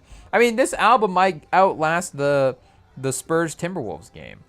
It is what it is. But I could rerun that Tank track a couple more times as well, too, during this game. I don't know if it will get played at a stadium during the game. No disrespect. I just don't know if, do we allow that? Hey, yo. But shout out, hashtag Body Goals is the name of the song. I didn't know we still, hashtag song titles in 2026. But, ayo, we love to see it. In the all caps as well too. But I mean, Tank, ayo chat, do we just have to go to the Tank pre-chorus? I mean, whoa, pre-chorus. Everybody knows she pretty in her face and her body goals. That's why everywhere her body go, my body go. I mean, chat, Tank, he's a genius. He's a master. He's a master of his craft. It is what it is. I guess, and then Chris Brown just ruins it. Hashtag body goals, chat. This is hey yo. I gotta be honest. I was literally just replaying the Tank pre-chorus in my head. And I didn't even realize that Chris Brown said hashtag body goals in this. Oh man, that might be the worst thing on this whole album so far. Hashtag body goals. It's 2026. Unless is it back? Hey yo, maybe I'm washed. Are the kids saying hashtag again? I don't know. But hashtag body goals, goal. Hashtag body goals, goal. Oh, he doubled the goals on the second verse, chat. Ooh, Chris Brown. Wow. He really is like MJ. But take it off, baby, go and let the mirror show you what you doing. You the baddest of them all. Body language, only thing we speak in fluent. Your heart speeding, girl, it's on. Baby, relax. We can enjoy this private meeting. I want to kiss all on your body, girl. You know it. And is that how he says it? I don't know. But and I guess I don't know why we're really reading this Chris Brown verse here. We're here for the Tank part. Is that all chat. Yeah, but it's worth it. It is what it is. But I guess that's why we need to play it back a couple times. And I guess we really are just listening to this Tyrese Tamir Braxton song as well, too. But shout out to Tank for making an appearance. It is what it is. Do we have to skip these Tyrese songs? We don't have to, but just because we have too many more Chris Brown tracks to play for this album. Are there any of these that we're going to... I guess there could be. We can't discount it necessarily. But yeah, we'll give it a chance since we do have intense fourth quarter minutes as well, too. In case we have to turn up the music to distract us. Hey, we might end up just throwing on a different album as well, too. It is what it is. What album is best? ChatGPT, what album is best to play when you're losing a playoff game? Hey, yo. It is what it is. It's going to cue DJ Khaled. All I do is win no matter what. Got money on my mind. Now we're just doing Rem and Sam karaoke's back, chat. Hey yo, my mind. I guess we could. I guess that is a classic, chat. That is a classic. What do we? We haven't heard that at a stadium in a long time. Maybe for better or worse. Now we are washed, chat. We are washed. We're looking up all I do is win. That is like a song you hear from like the 70s or 80s. You're like, oh, that wasn't a real song. Like that's just some fake fun song that they used to listen to. You know, it's all I just typed in all we do is win. All I do is win. DJ Khaled, I don't even know what we're looking up here. What year was this song from? Is this like 2011? 2010? February 20th, 2010? Hey, yo, I want the Ludacris verse. Yeah, here we go, chat. Hey, yo, did Ludacris have the best verse? Who else is even on? T-Pain and who else? Snoop Dogg. Of course, Snoop Dogg is on. No, Snoop Dogg's verse is good. Everybody's verse is good, right? It's a classic posse cut. Hey, yo, one of the great posse cuts of the 2010s. All I do is win, chat. All I do is win, no matter what. I mean, you get T-Pain on the chorus and Luda on the verses. It never misses. Ludacris going in on the verse because they've never been defeated. I won't stop now. Keep your hands up, get him in the house for the homies. And it's one of those verses that you can kind of learn to fast rap as well too. It's not like really super crazy, but he is, saying it fast, so it is fun. But that is great when he does that first verse drop in there. Ludacris going in the verse and never defeated, no one stop. I guess we do got that part down, chat. We do got that part down. Then it just falls apart because the problem is you learn like one bar of a rap verse and then you get so excited that you learn that bar that you just forget that you had the rest of the song, and then you can't learn the rest of the song for some reason. It takes you forever. But either way, keep your hands up, get them in the sky for the homies that didn't make it, and my folks locked down. I never went anywhere, but they saying Luda's back. Blame it on that conjure. The hood call it Luda knack. I guess we're gonna have to re-listen to it to figure out how he says it right exactly. But and I'm on this foolish track, so I spit my foolish flows. My hands go up and down like strippers' booties go. Chat, I forgot. How did I forget about the strippers' booties line? Hey yo.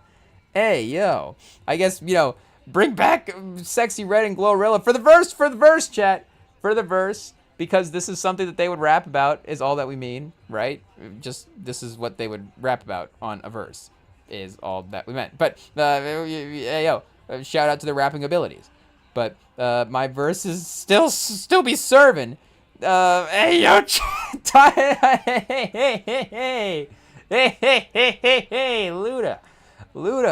Luda getting a little ludicrous on the verse. Hey yo, chat, we might just have to skip to the next bar. Last time on a Khaled remix. Oh, that's right. Last time on a Khaled remix. Now I'm on original verse. I forget how he says that last part. Hey, yo, hot take. It has been a minute since we've actually, thrown on. Do we have to cue that one up next? Chat, we might have to. 2 minutes. We're only up 2 with 5 minutes left. We need the motivation. Here we go.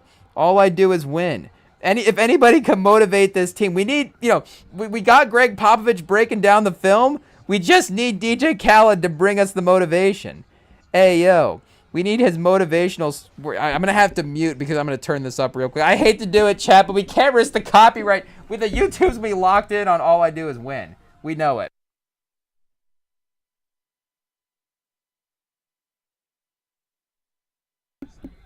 And that's it!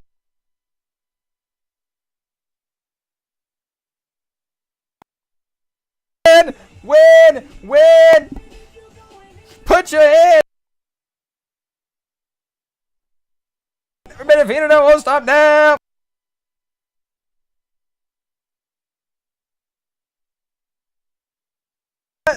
Conjure.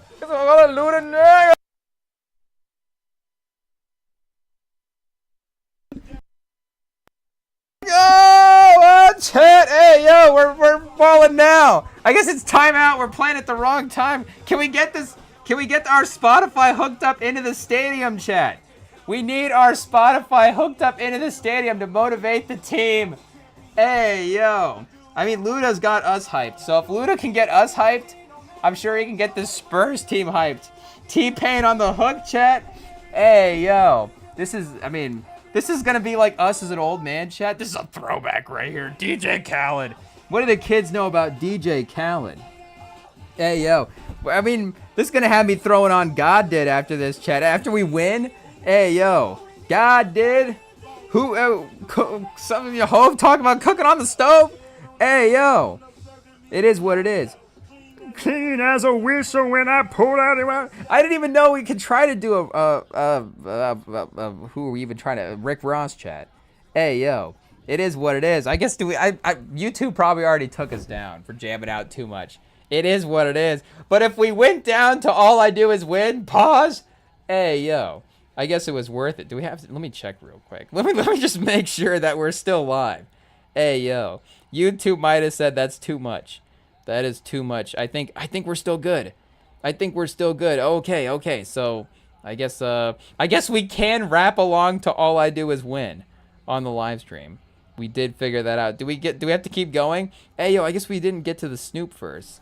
Shout out. I mean, if we're going to win this, if we're actually going to win, we have to get to the Snoop verse. It is what it is. 2010 Snoop. Hot take, 2020 Snoop better than 2010 Snoop? Hey, yo. I feel like he just had another single. Hey, yo, the man's just been dropping heat all decade. It is what it is. What did he drop recently? Oh, an album, chat? He dropped an album on April 10th. Another one? I mean, how many albums? This man dropped an album every year. Every year, and he's got bangers on it. 10 till midnight? Oh, chat. We got more music to listen to. This is crazy. I can't believe I honestly am stunned. I can't believe we let a Snoop Dogg album go unlistened for almost a month. Hey, yo, get this DJ Khaled stuff out of here. Hey, yo, Chris Brown, I'm so sorry. But not really. But this Snoop Dogg album, we're pressing play. It is what it is. Step. Okay, chat, what do we got? What do we got here? Let's see. Swizzy? Oh, chat, I'm already locked in. Snoop, does he even need features? I guess he's got Richard Pryor as a feature. I mean, chat, what a legend. What a legend. It's the track is called Daddy Rich, and it's not even labeled explicit, so it might just be an interlude. But either way, Richard Pryor and the interlude, I mean, shout out. Okay, chat, 5 minutes left. Hey, yo. I know we get the Snoop Dogg album, but 5 minutes left. Anthony Edwards on the step back. I can't watch. Okay, good. It missed. Wemby, a tough rebound. I don't know how he got that pass to Harper there. But shout out. Harper playing the clutch minutes as well, too. Is Carter Bryant in? I mean, shout out to Champagne, but I kind of want to see Carter Bryant in the 4. I guess, do they have Randall in the game? No, Randall. Oh, Randall is in the game right now. Randall Gobert, Terrence Shannon, and who we got McDaniels as well, too. And Edwards, obviously. Edwards. Didn't need to be said there, really. But we got McDaniels hounding Castle at the half-court line. Randall as well, too. I mean, the defense. Oh, Wemby, though, laid a screen on him. Oh, chat. I mean, Randall just went to the ground, crumpled. That's revenge for the lob in itself right there, is the screen. What's more embarrassing, trying to play good defense or getting, crumpled, running into a guy on a screen? Oh, the pass to Harper by the basket. Wemby with the vision here on the last couple of plays. Hey, yo. You love to see it again with the tough defense, kind of forgetting about one of the guys there with the doubling, the helping over. But I guess Dosunmu in the game now as well, too. Attacking? Okay, if Dosunmu's going to be taking shots with 4 minutes left, we love to see it. I know Dosunmu can put up 40 in a playoff game, but so can Edwards. So we will definitely rather have Dosunmu. Timeout? Did they just call timeout? What just happened? I think Vassell called timeout. Mitch Johnson. Popovich called timeout? Hey, yo. Popovich, the cheat code for the playoffs. I don't know what we would be okay with if this was another team. We're just glad it's our team. And I don't know if another team has this capability. Nobody else obviously has Popovich. But a legend, I'm sure teams have a legendary coach, right? That they could go back to. Who, though? And it does go to the Spurs family of course, San Antonio, and like we said before, a large reason of it being Coach Pop, but San Antonio being that, very tight-knit organization. A lot of the people that have been a part of the Spurs, are obviously still closely, in contact, and there is just like a sort of enduring sort of friendship that hangs over everybody that has gone through the organization, especially, again, in the Popovich years. But just to, again, have the best coach in NBA history even still be a resource, I mean, is incredible. And a guy that we still, as a fans, like as fans, we want him to be a part of the team as well, too. I mean, again, you would want, it's like, if the Bulls was like, Michael Jordan's in there coaching the players, that would, it would have to be a player. I don't think Pat Riley, right? But I guess what would you gain from that? That would almost be, bad. If Miami was like, Pat Riley is now in there coaching for Spoelstra. Again, Mitch Johnson, I think we have very, very high hopes for. It's just he's a little bit newer in this cycle. Did I queue up God Did? Hey, yo, I think I did, chat. Hey, yo, it's playing next. Hey, yo. It is what it is. Shout out. I haven't heard this in a while. I guess we'll keep it going in the background. Hopefully it inspires the win. But either way, can Wemby hit this, chat? Hey, yo. Oh, chat. DJ Khaled, it turns out, is the answer. I guess, unfortunately, now we have to keep playing DJ Khaled the entire playoffs because that's just how fan superstition works. We played him during one playoff game and we won it, and we just have to keep playing. If we win a series against the Thunder, it's because we were just playing DJ Khaled the whole time. Oh, chat. Naz Reid from the corner. This Minnesota team won't miss fourth quarter threes. It is what it is. They're too clutch. They're too playoff tested. Naz Reid's 4 for 7 tonight. Hey, yo. Wemby, Chad, he's got the ball at the top of the key. Wemby initiating the offense. He's going guard mode for 3. Oh, Chet. Wemby, perimeter Wemby activated. Oh, that's a big shot. 6-point game. That, neutralizes the 3 that they just took, but 2 possessions now in a tougher way. Hey, yo. A layup here is not going to hurt him, but they're definitely going to be in that 1 of 3 mindset as well, too. They're kind of forcing, looking for it right now. Naz Reid, the step back. Oh, Chet. He almost got that. I was like, if he gets that, that is tough.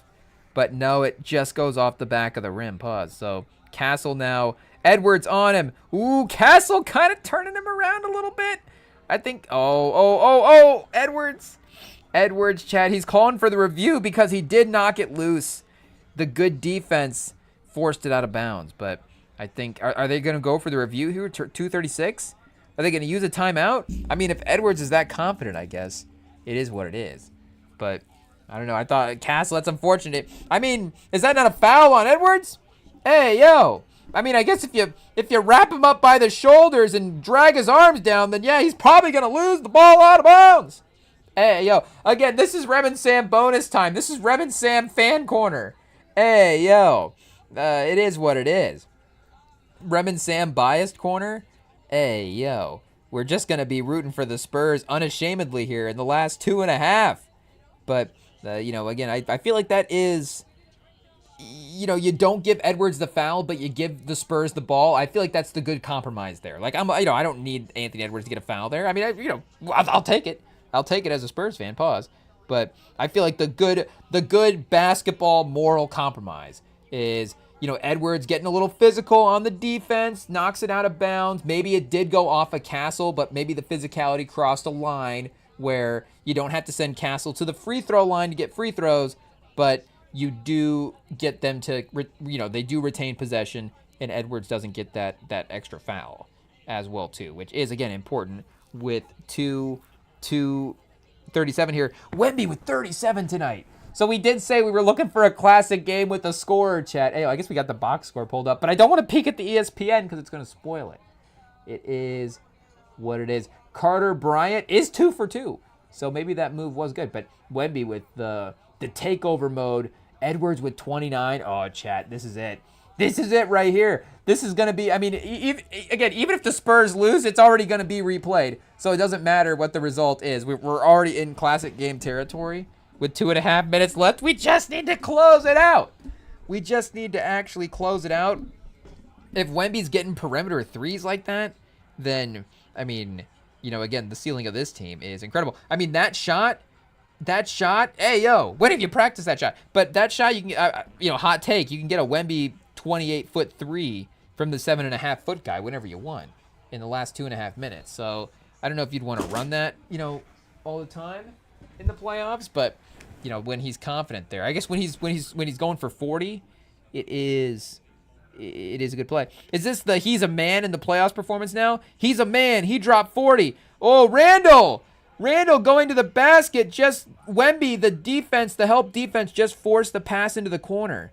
That's a play that Randall's killed us on all at the end of these games. Like we said, or at least at the end of game 1 anyways, where the size mismatch, him attacking the basket, they didn't have Wemby there for the help defense, and he was able to get a couple of layup finishes. That time, the help defense forces a pass to the corner.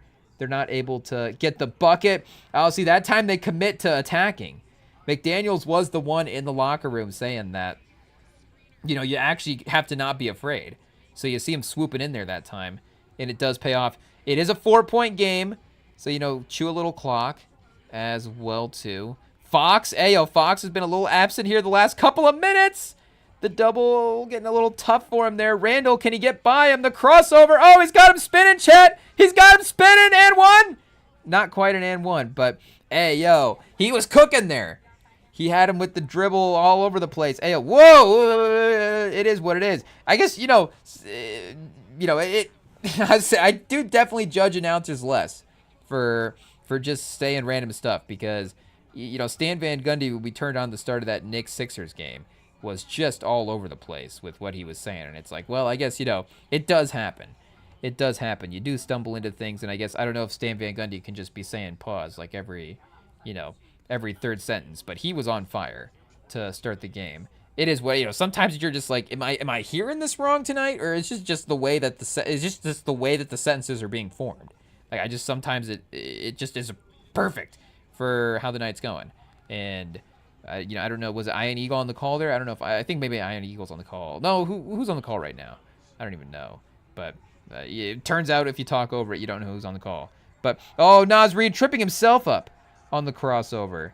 Trying to get it to the corner to Dosunmu. The sidestep 3. Another miss. So a couple of missed threes here that maybe they did have a look at is, again, good relief for the Spurs. Pause. Less than a minute left now. Oh, they missed the layup. So a 6-point game, that would have made it 8. That would have made it 8 with less than a minute. That would have been kind of a little bit of a clincher. But now they can go one possession and foul. Edwards, a tough 3. No, Chet. Okay. Like I said, the Edward Fear rankings are there. He's a tough shot maker. He can hit any bucket. He hit a 3 over Wemby in the first quarter, or in the first game. So, he can hit a tough 3 in the fourth quarter here. But fortunately, again, another miss. So 6 points, 30 seconds. We might actually be in territory for closing this out. 13 for 18 for Wemby tonight. Chat. We've got wind blowing through here. Pause. Almost knocked over something. It is what it is. We got like a whiteboard set up against the window. Maybe shouldn't open it and then set it up against the window. It is what it is. But it just went. So I guess that was a very, very accurate sound effect. Trust us. We basically just held the microphone up and recorded that. But either way, it's still standing. Shout out. But either way. And I guess after this God Did song, are we going back to... Oh, no, we have the Snoop Dogg. I was going to say, when are we getting to the end of this Chris Brown album? I guess it's just not going to happen, chat. Shout out, though. Shout out to Tank for his pre-chorus on that one verse. That on the one song. That was fun. But, we'll have to lock in more on this Snoop Dogg album, 10 Till Midnight. I guess, at the end of the stream, it'll be perfect for when we're wrapping up here. We should say, of course, we are live again Sunday. I don't know when the next... We're not, necessarily following the Spurs schedule. We have been very fortunate that the Spurs have been scheduled during our normal live stream night. So that has worked out here. We could take a peek at the Sunday games. Oh, look at that, chat. We're back again. Spurs, Timberwolves. Who would have guessed? They're giving them no breaks between these games, but it doesn't matter because it's, again, perfectly working out for us. So, boom. Sunday night, we'll be back. Spurs, Timberwolves, Game 4 to see if the Timberwolves can even the series. We're writing them off with 29 seconds left. It is what it is, but regardless, we're back Sunday either way. So, you can join us here on the YouTube. Then Sundays, Tuesdays, Fridays is the schedule. We have been, live on some different days over the past couple of weeks due to... we were moving stuff around to go see the Michael Jackson movie. We've had some technical difficulties, so we had to come back and redo some live streams. So, you might just have to stay tuned and join us on some random days. It is what it is.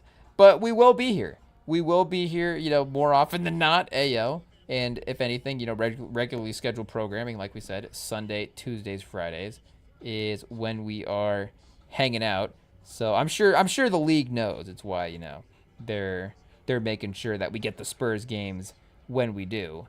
But Wemby with the 2 free throws are clutch in getting us to that ceiling performance, and I guess would get him to 39 as well too. So, hey, yo, Chad, are we going to call it there? 113 to 105? I'm afraid, Chad. I'm afraid if you learn anything about playoff games, you can't. It is what it is. So we just have to kind of have to awkwardly sit here for the next couple of seconds. Are they calling a timeout? Yeah, see, this is the problem. We're getting into the timeout game. We're getting into the free throw game. I guess we can now really, deep dive this Snoop Dogg album. A little lyrical breakdown. Oh, Chad, I actually just accidentally clicked on a Ringerverse pod. Hey, yo. I didn't realize Spotify was so tap and go now.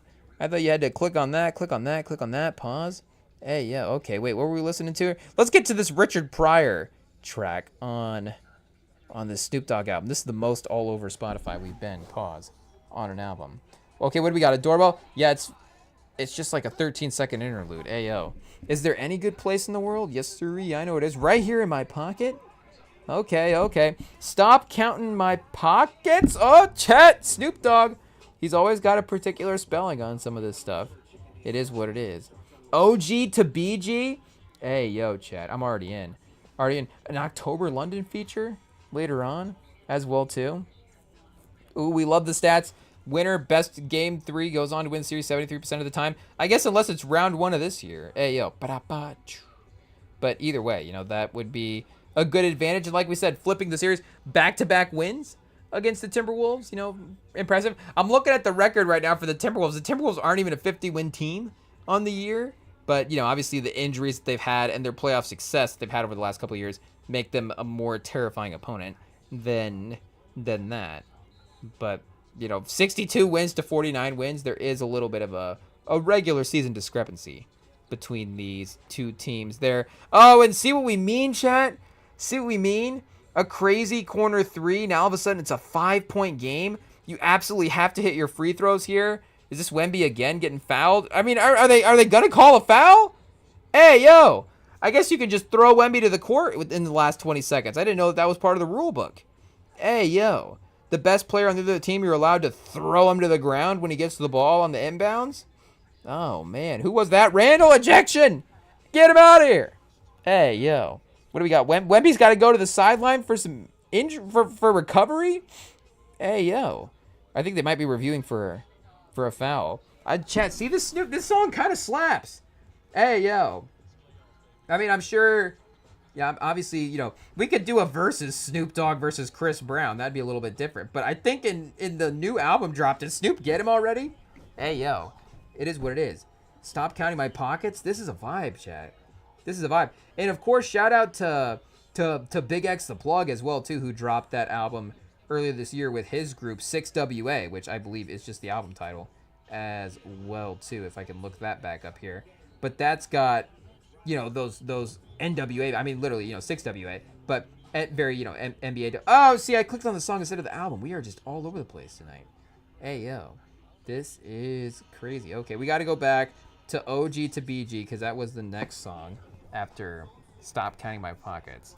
So I guess we'll let this one play. And, again, Snoop Dogg, he's still clever, chat. He still knows the funky production. He still has the best ear for it, but he still has a great ear for it. And it is, in an updated way as well, too, in a lot of his projects. I mean, we'll talk highly about the Dr. Dre project anytime. Are we talking doggy style? We're talking missionary, chat. Hey, yo. Whoa. Hey, yo. It is what it is. It has some good songs in it. De'Aaron Fox dribbles up the court. Okay, he gets to Harper. 16 seconds left. So, if we can make the free throws here, that would be obviously ideal. Again, that 3 did make it a 2-possession game. So, even a 1 miss here, they're still only down by 6. A quick 3, you're still like that 1 more stop away. You're not looking to make it a a 1-1 if we go up 4 in that scenario. But Harper, okay, kind of rattles it in. It is a make, though. You get the first make. The confidence level does go up. It gets a little easier. So sink the second one here. Let Minnesota run a lot of clock on that offensive possession. And you should be, in pretty good territory. And great spot for the rookie as well, too, to step up and be clutch. Hey, a rookie. Big free throws here. Fourth quarter. Deep breath. Step up. Clutch minutes. Boom, chat. Made them both. Dylan Harper. A star in the making. Castle. Who would have thought? The better number 5, chat? Oh, don't let Edwards hear that. Don't let him hear that. The missed 3. Okay, we did it. It's official. Final score, 2-1. We'll see you Sunday night. We're acting like it's a baseball broadcast, chat. Home run. We're out. See ya later.